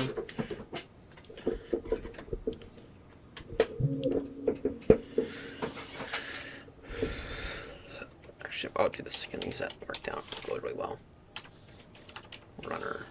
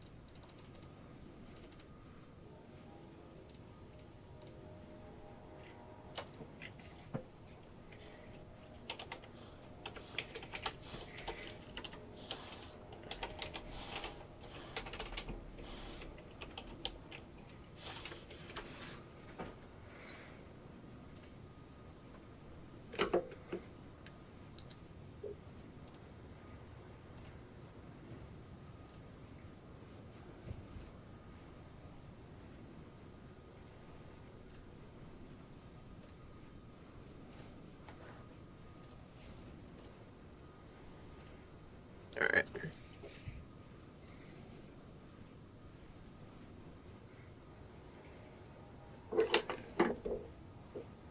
Oh, great. It's freaking wonderful. Let's see here. Who do we got?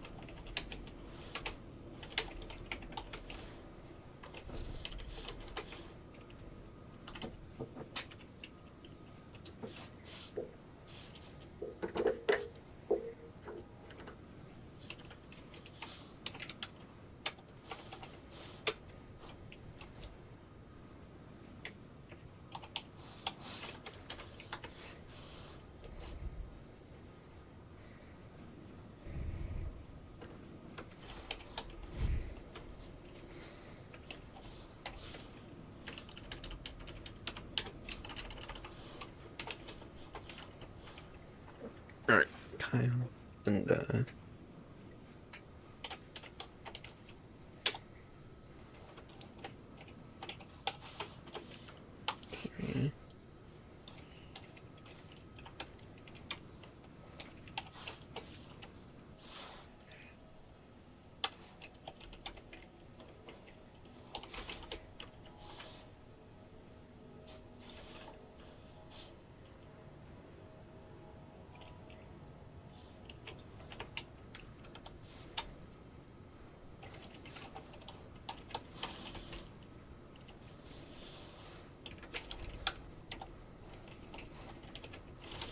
Oh, wait, where did it?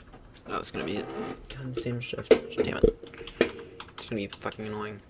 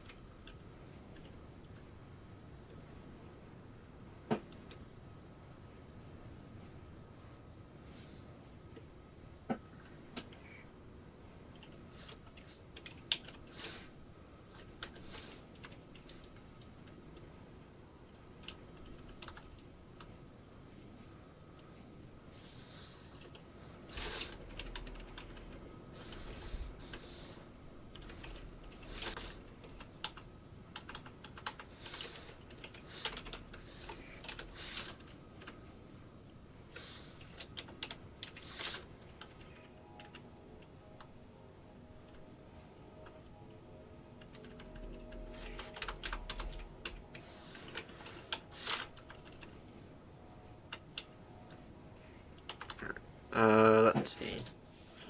Steve. Sorry.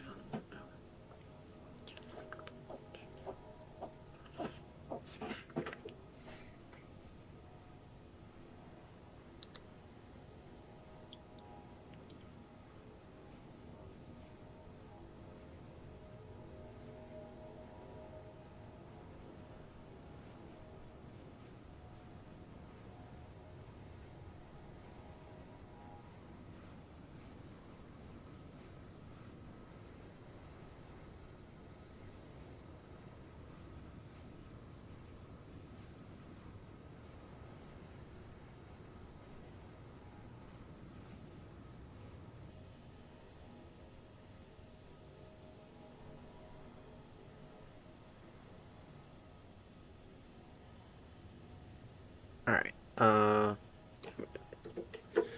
going to put that.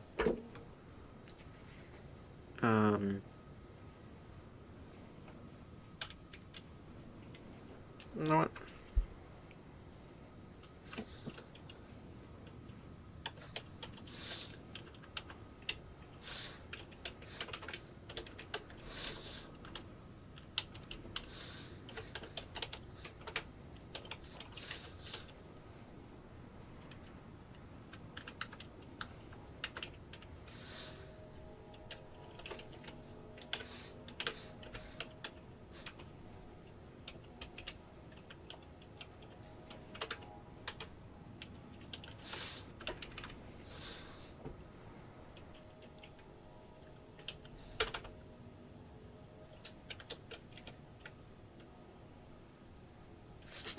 Let's take a look here.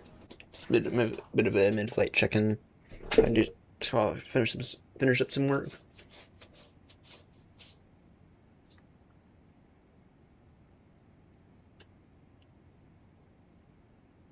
Alright.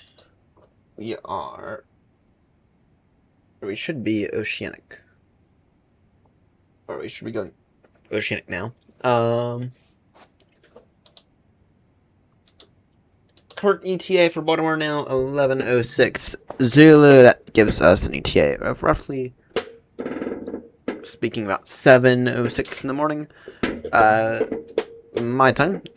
That is Baltimore time, which means it should be actually a sunny arrival.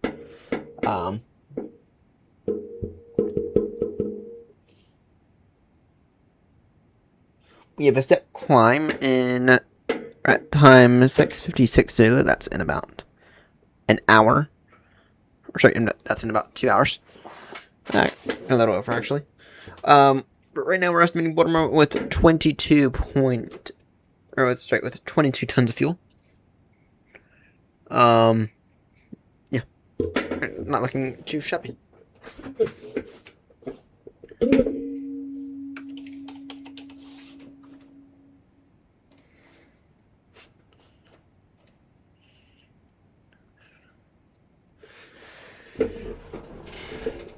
Alright. We are now oceanic.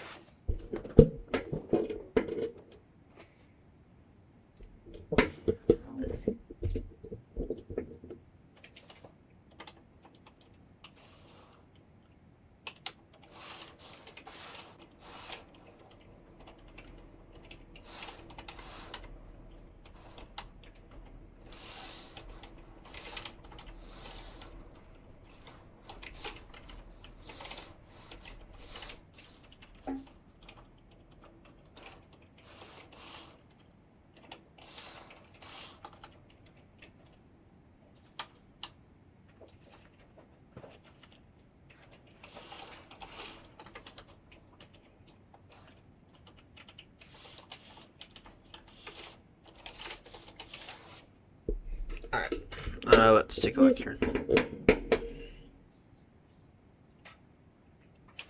And what's next Saturday looking like? Hopefully it's looking like a lot better. If not, I'm getting an extra closer. I'm getting an extra closer if I get the same people. I do. No, I need an extra closer. I need to find it.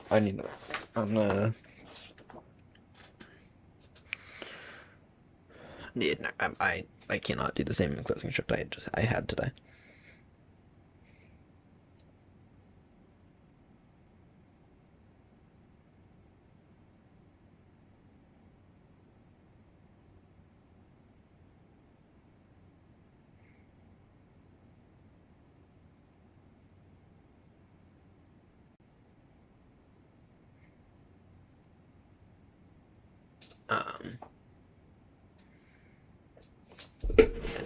No, today was horrendous. I'm annoyed by it.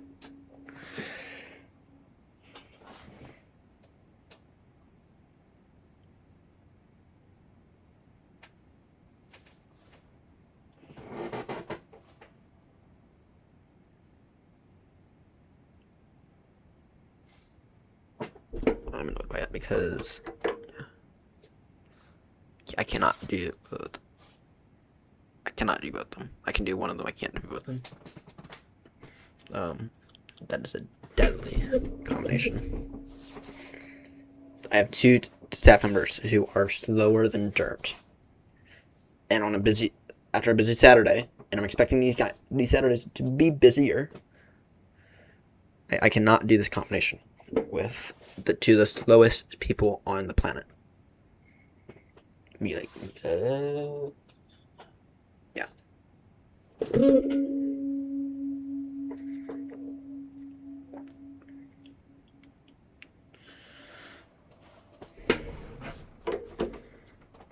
Here.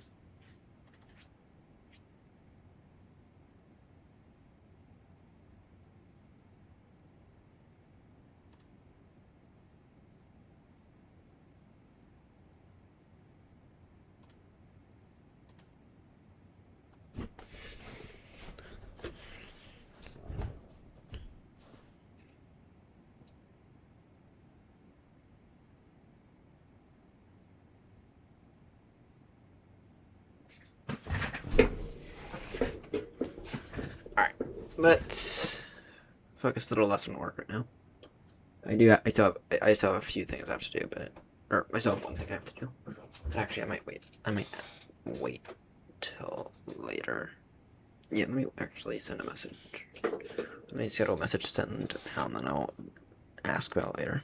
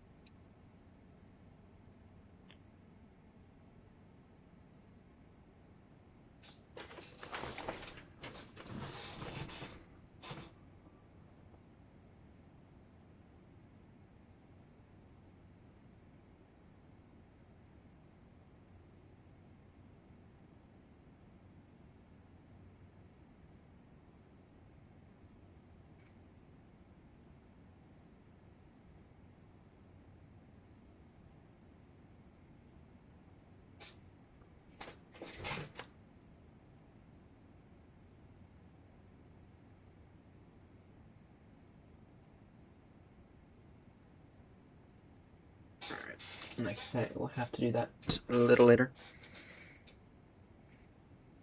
Alright. I think it's about time for a good old cup of tea. Cup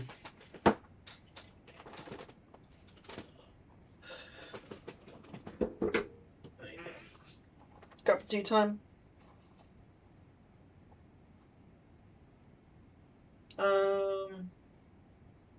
I don't know.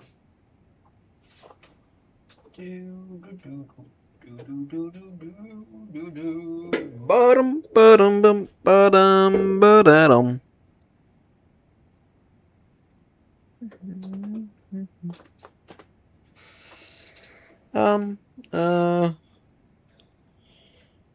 Yeah, might be cup of tea.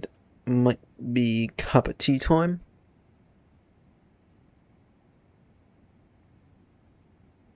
Or do I want to wait a little bit later? I don't know yet. I don't know.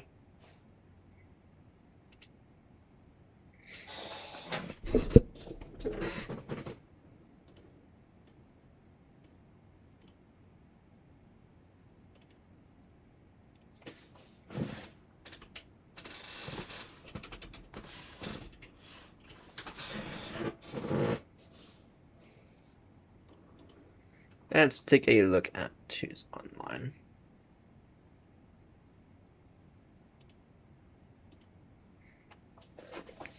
Let's take a look at who's online.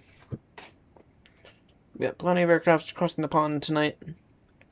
Houston is not as busy as you might think. We're having delivery, ground, tower, and actually control. Approach. Sorry, director and control online. That's nice. That's a nice set of ATC right there. The Caribbean control. Yeah, so what's this not tuned up thing about?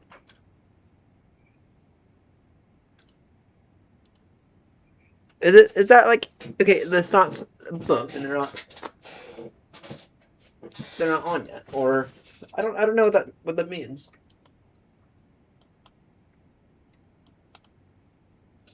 You can see Halifax ground is online. Let's see. It's either looking like no, either's looking actually better.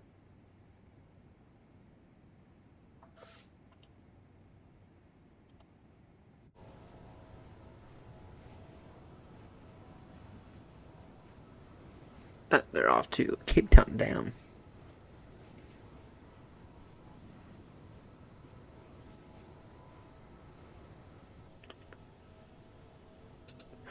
The route is really just direct.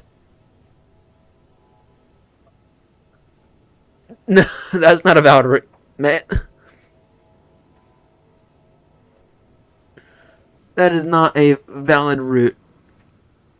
I hate to say it, that is not a valid route.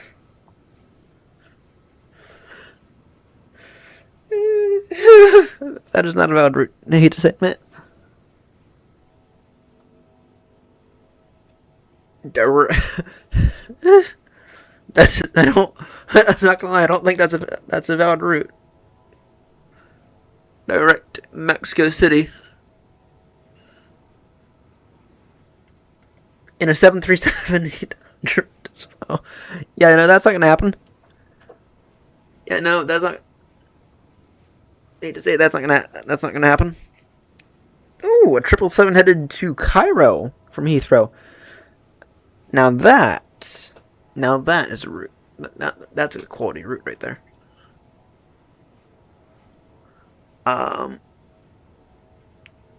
East Midlands to Lightspeg. That's another quality fucking route right there. Schiphol. We got Dallas Fort Worth to Athens. Oh, we got some quality routes tonight. Dublin to San Fran. The one. San Fran to Heathrow. Okay, that could be better. That one is pushing the limits of what the 777 can do.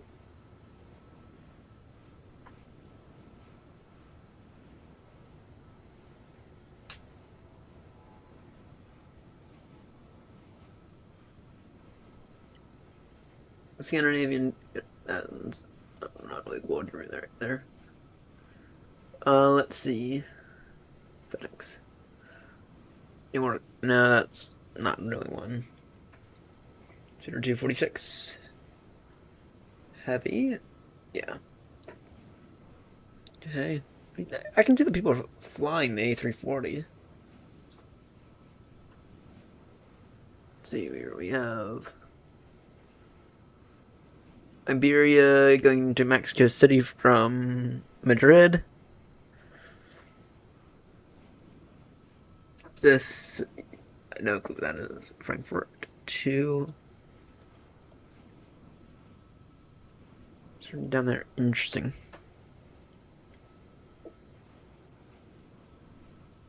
Let's see here. Scandinavian, or sorry. Johannesburg to Kennedy in an A340-600. Not bad, not bad. Lufthansa going from Frankfurt to Hong Kong. Yeah, that could be better. I can see that people are flying the A340-600 though. AN 225 going from Heathrow to Dubai. So we don't get shot down over Slava Ukraini. Yeah.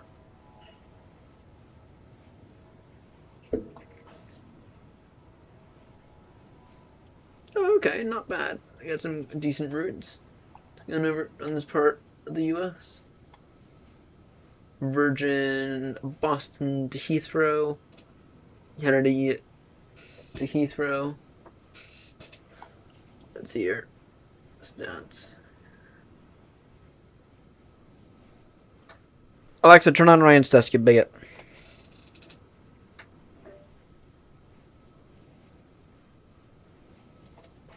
Let's see here. Route. Sydney to Melbourne. And Melbourne to Sydney. It said that San Diego to. It's not bad. I'm surprised that Kennedy to Heathrow is not on this list. That's a bit rare.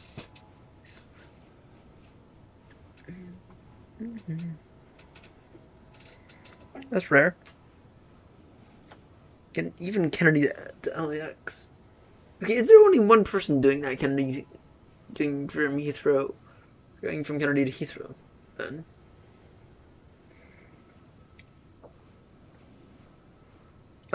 Damn, that is rare. So I missed it.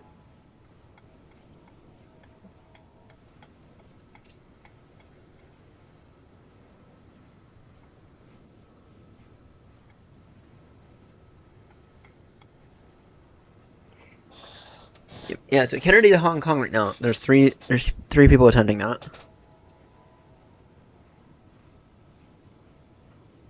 But okay.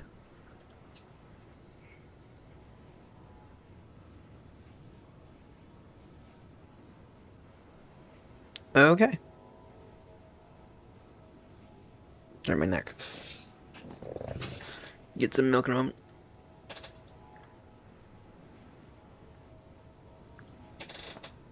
Jacksonville Center. Yeah. Bottom. Ba-da-ba-da-bum, ba-dum, ba-dum, ba-da-do-do-do-do-do-do. So yeah. Anyway, looking at our labor numbers.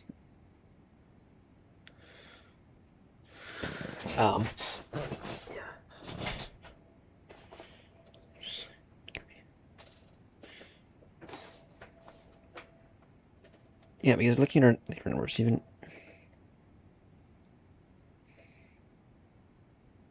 let's see.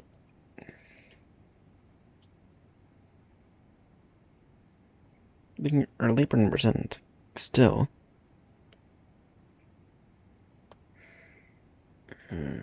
It's like no.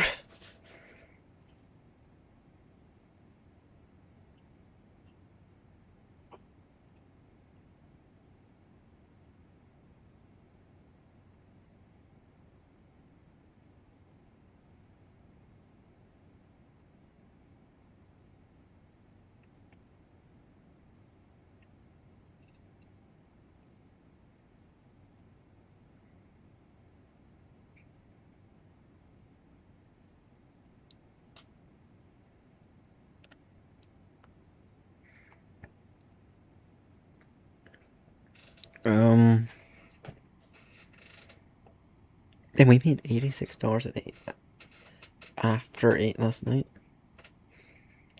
Damn.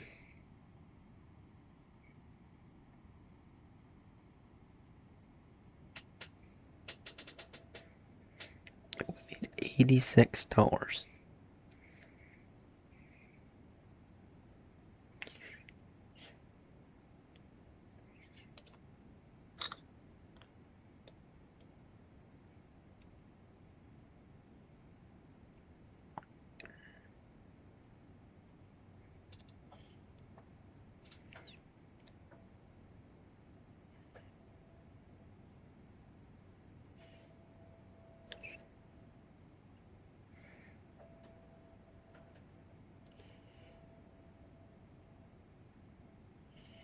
Damn.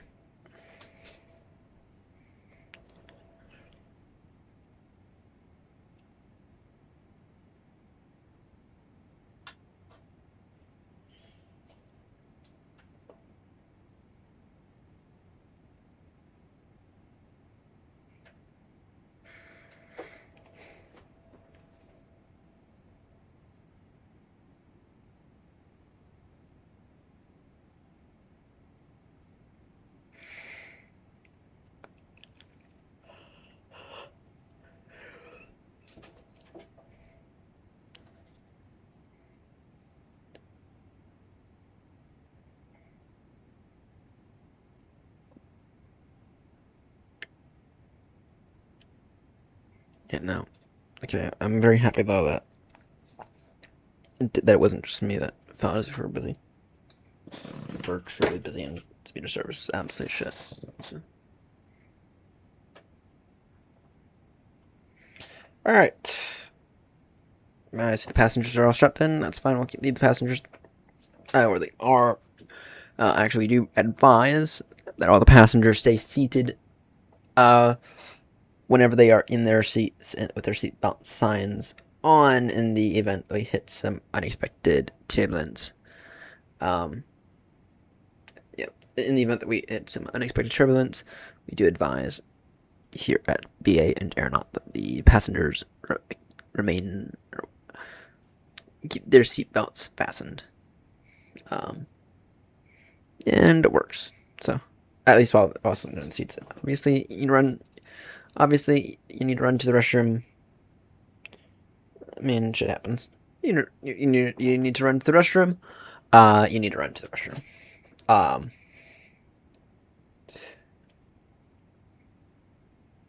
So, I mean, you gotta get, but, I mean, for the most part, you should be in your seat, in the seat that you paid for, and enjoying the flight. So, by the way, in case anyone wants to know why airplane tickets are so expensive versus bus tickets, remember, you're renting a seat, right? And it's all about profit for the airline, because people think, oh, the airlines are so much more profit-based now. That's because they are. And here's the reason why. A singular screw on an aircraft can cost upwards of $100 for a certified screw. Right. I'm talking like one of these little screws here can cost upwards of $100, but it's not the screw. It's not exactly the part they're paying for. It's the documentation. Okay, why not? Why can't you just go to Home Depot and grab some screws that are rated for aircraft? You can't do that. The reason why you can't do that is because the Home Depot won't have the documentation that you want to prove that the screw is made out of the materials that it claims it is, and that it's been tested in such a way that makes it safe for aviation, right? There have been several crashes throughout history accredited to counterfeit parts, or parts that didn't quite meet standards. Yeah? So maintenance puts the airline's cost through the roof. Right. Now you might still say, ew, but $100 for a single screw is still expensive. So yeah, but you're also, I mean, think about it this way. That's $100 for a screw that you know is in tip-top shape, meets all factory, all Boeing / Airbus / aircraft manufacturer specs and requirements, and you have the documentation to say it is a real part. So if it were to fail, now it's not the airline's fault, right? Now maybe the airline, if the screw were to fail and it were to cause the aircraft to crash, now maybe they can say we installed only certified parts directly from Boeing or directly from Airbus. Now we have every right to sue them for our multi-million-dollar jet, and we can tell all the victims to sue them as well. Yeah. Now it's beginning to make sense why a screw in an aircraft can cost upwards of $100. Not to mention that these screws are a bit more difficult to make, right? I mean, they have to be able to withstand really high, really big temperature range, right? They need to be able to stand. They need to be able to survive in minus 80 degrees centigrade weather, all the way through roughly about 200 degrees weather, right?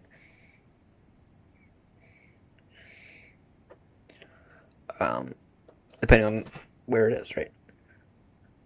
Needs to be able to withstand an extreme, maybe not 200. Oh yeah, maybe not 200 degrees centigrade, but at least 100 degrees centigrade, right? Needs to be able to withstand all that entire temperature range, right? Without failing and without weakening. Right, so maybe there's some special heat treatment process that you have to do to these screws. in order for it to stand to the process. Maybe that involves specialized equipment, right? So maybe it just straight up takes $50 out of those $100 to straight up make the screw to begin with.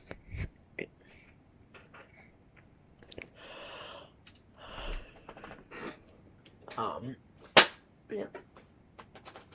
Anyway, you're paying for the documentation.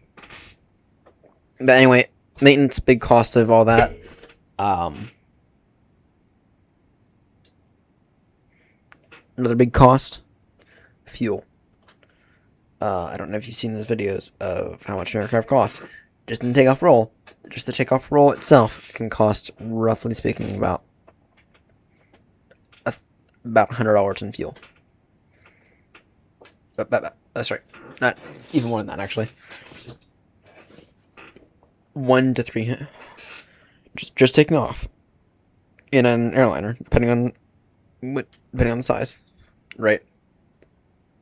Can cost hundreds, if not thousands, of dollars. Hundreds, if not thousands. That's right, hundreds, if not thousands of dollars just on the takeoff roll. I'm not mentioning. What I'm intentionally leaving out is on the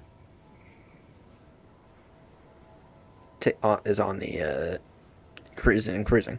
So on the climb, in cruise, right, can cost the airline loads upon loads of money. So actually, anyway, the point is, a lot of people think that the airline profit margins are actually like really good. They're not really good. They're actually quite bad, if we're being 100% honest here. Airlines, a lot of them are not profitable. Right? I don't think American's profitable right now. I think Spirit's about to be again. I don't think JetBlue is exactly profitable.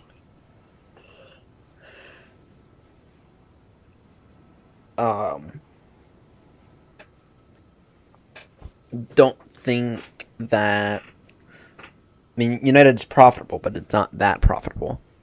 Same thing with Delta. Profitable, but not that profitable.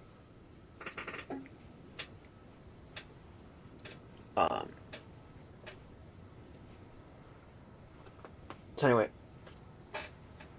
the reason why your seat on a transatlantic journey might be $800, because that seat probably cost the airline at least $700. To fill that seat probably cost the airline at least, it could cost the airline $700 to fill that seat. Right, and to be able to fly with that seat on board, right? That's the point I'm getting to.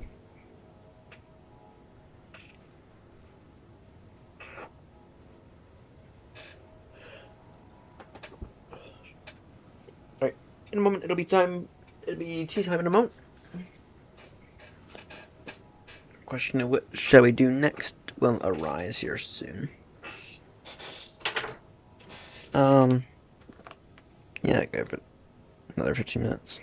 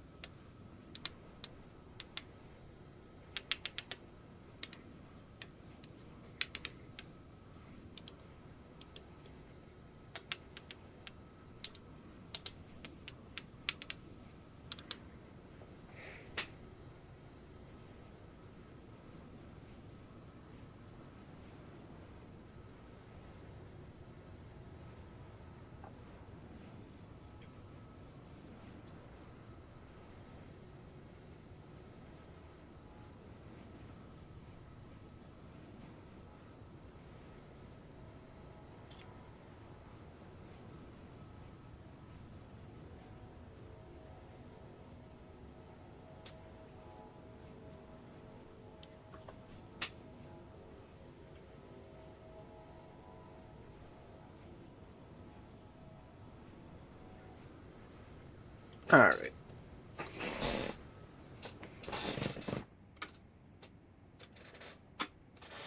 In a moment, we'll go ahead and make a fresh thumbnail, I think. So you still need to do that.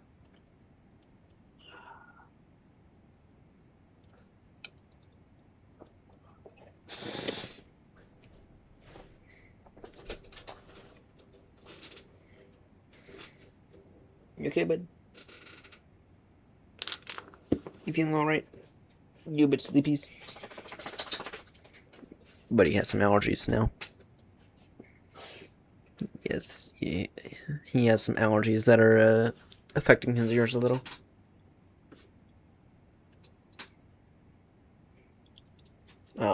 Which would make sense.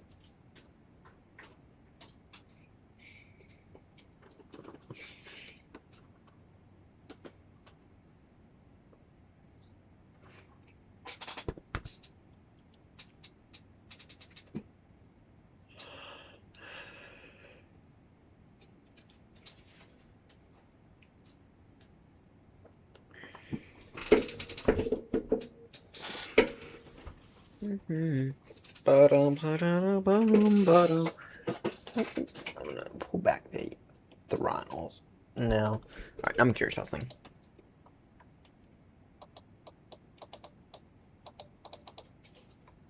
Yeah, no, that's not mapped right now.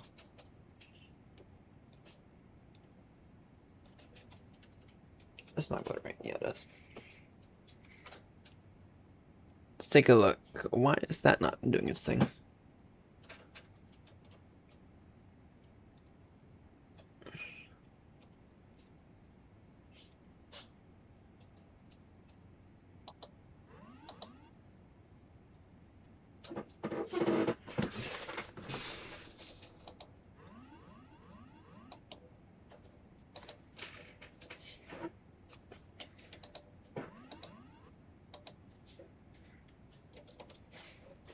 Okay.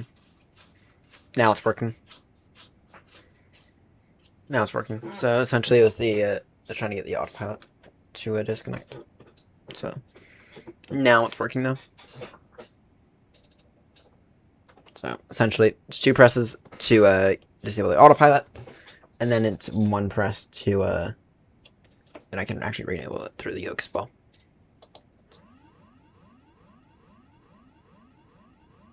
Okay, I was giving that sign, so I press it again. Then I press it a 3rd time, and it re-engages. As in the real aircraft.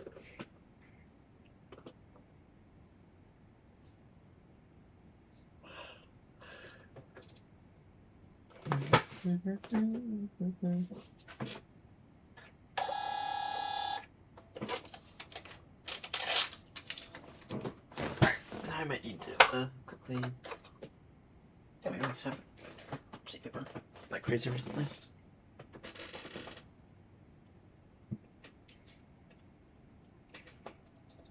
Go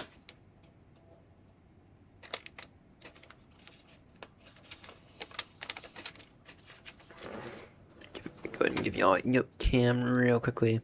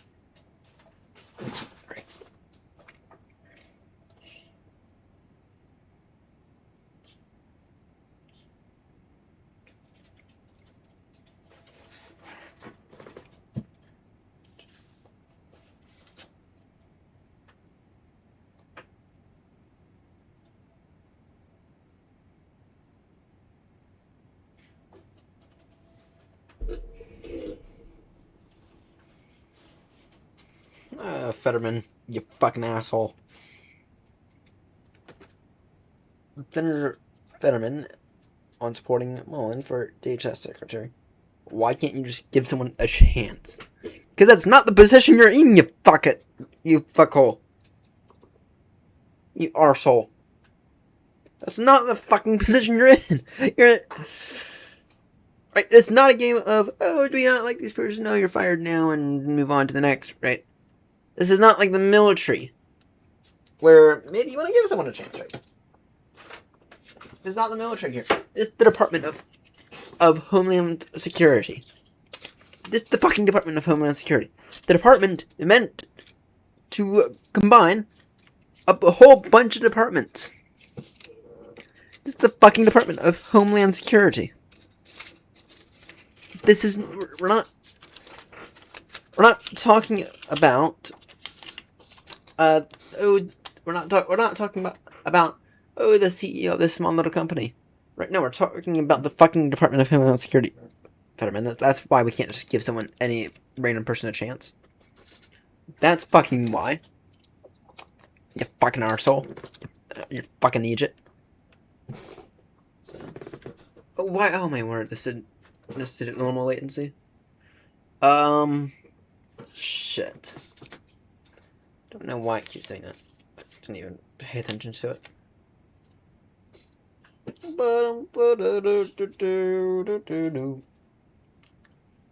I might need to. I'm gonna have to create a thumbnail, guys. In a moment, we're gonna create a thumbnail, and then I'm gonna actually go ahead and restart the stream, but with the correct latency settings. I don't know why the latency is so bad. Or I don't know why it keeps changing my latency settings. For reference, YouTube gives you 3 latency options. They give you normal latency, low latency, and ultra low latency.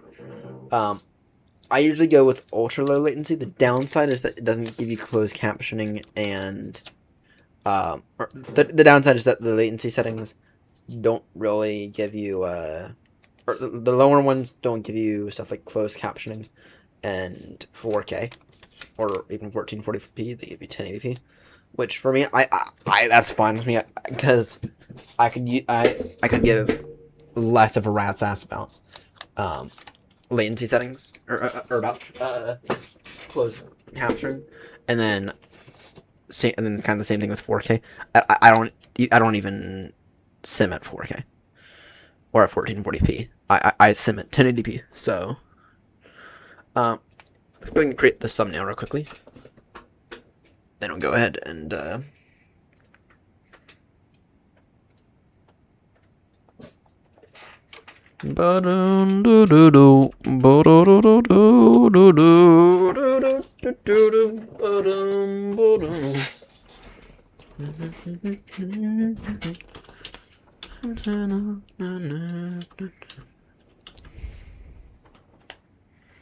Alright, so for Heathrow to Baltimore, which one is this? I believe this one is now. I don't know. Don't have only just now running out of fuel in the center. Nice. Isn't it too dark? It just I'm used to it, to be honest. I'd much rather do it in real time and actually do the flight as it would be done in real life. Right. I mean, but during a time that I can, so. But we should get some daylight at some point. I mean, we'll certainly be arriving into Baltimore, but into my homeland of Baltimore, with a little bit of daylight. We will certainly be doing that. So, but I'm used to it at this point. So, but I do tend to agree with you. I don't actually tend to like night flying that much. Speaking of, there's going to be precisely 0 night flying when we do the Australian tour. But the Australian tour is going to be a while. So, alright, can someone do me a favor? Can someone put a message in chat? And then from that, we're going to test, first off, we're going to test the latency. Right, but can someone put a message in chat, and then when I see it, I'll say something, and then one of you can begin counting the seconds it takes. I want to see if this latency issue is actually bad enough for me to go ahead and move the stream over to a stream with the correct latency settings. So if someone wants to put a message in chat about when they right, and I'll let you know when I see it. Yeah. And then begin counting from the time you put it in chat until the time that I see it. Right, begin counting through that time if someone wants to do that for me. Get a read on the latency. See how bad it is.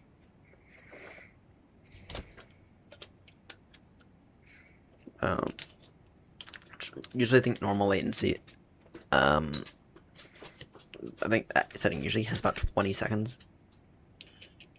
Usually has about 20 seconds. 20-second delay thing. I'd be more than willing to swap out the stream in a moment if the latency is bad.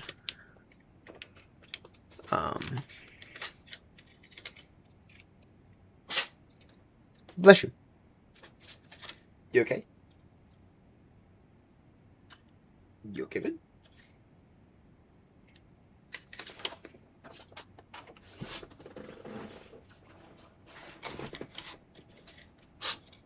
Yes, may I help you? Bless you. Bless you. Bless you. Bless you. Are you just doing that to be fun now? Or do you actually have some allergies? I heard what the vet said. The vet said you had some allergies. Yeah, the vet said you had some allergies.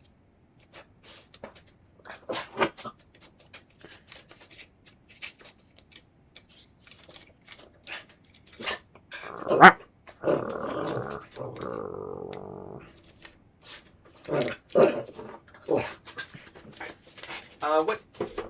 Let me just go ahead and create the correct thumbnail here.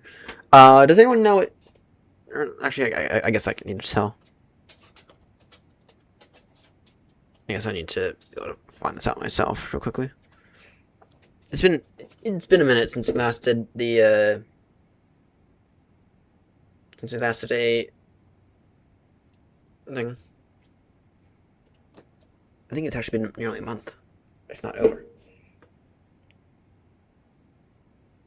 Heathrow to Baltimore number 7. That means we're on number 8. That means we are on number 8.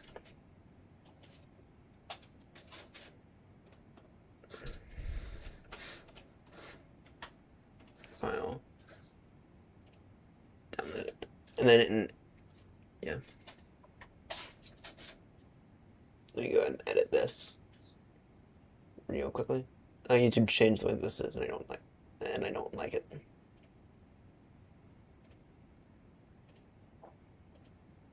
Alright.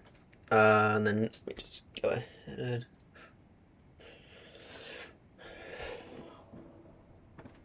Let me add a bar that says latency fixed. Insert.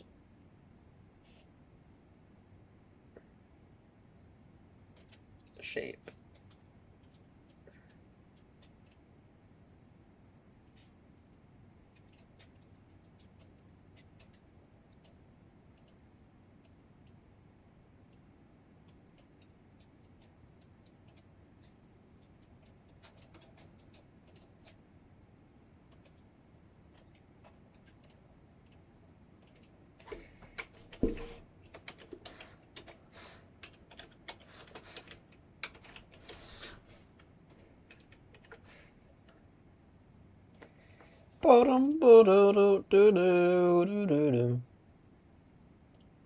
Impact.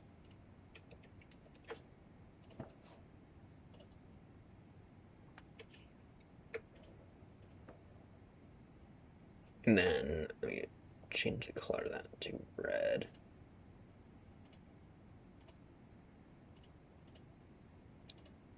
No, maybe not that red, but maybe something like that. and quickly adjust the background. Alright, latency fixed.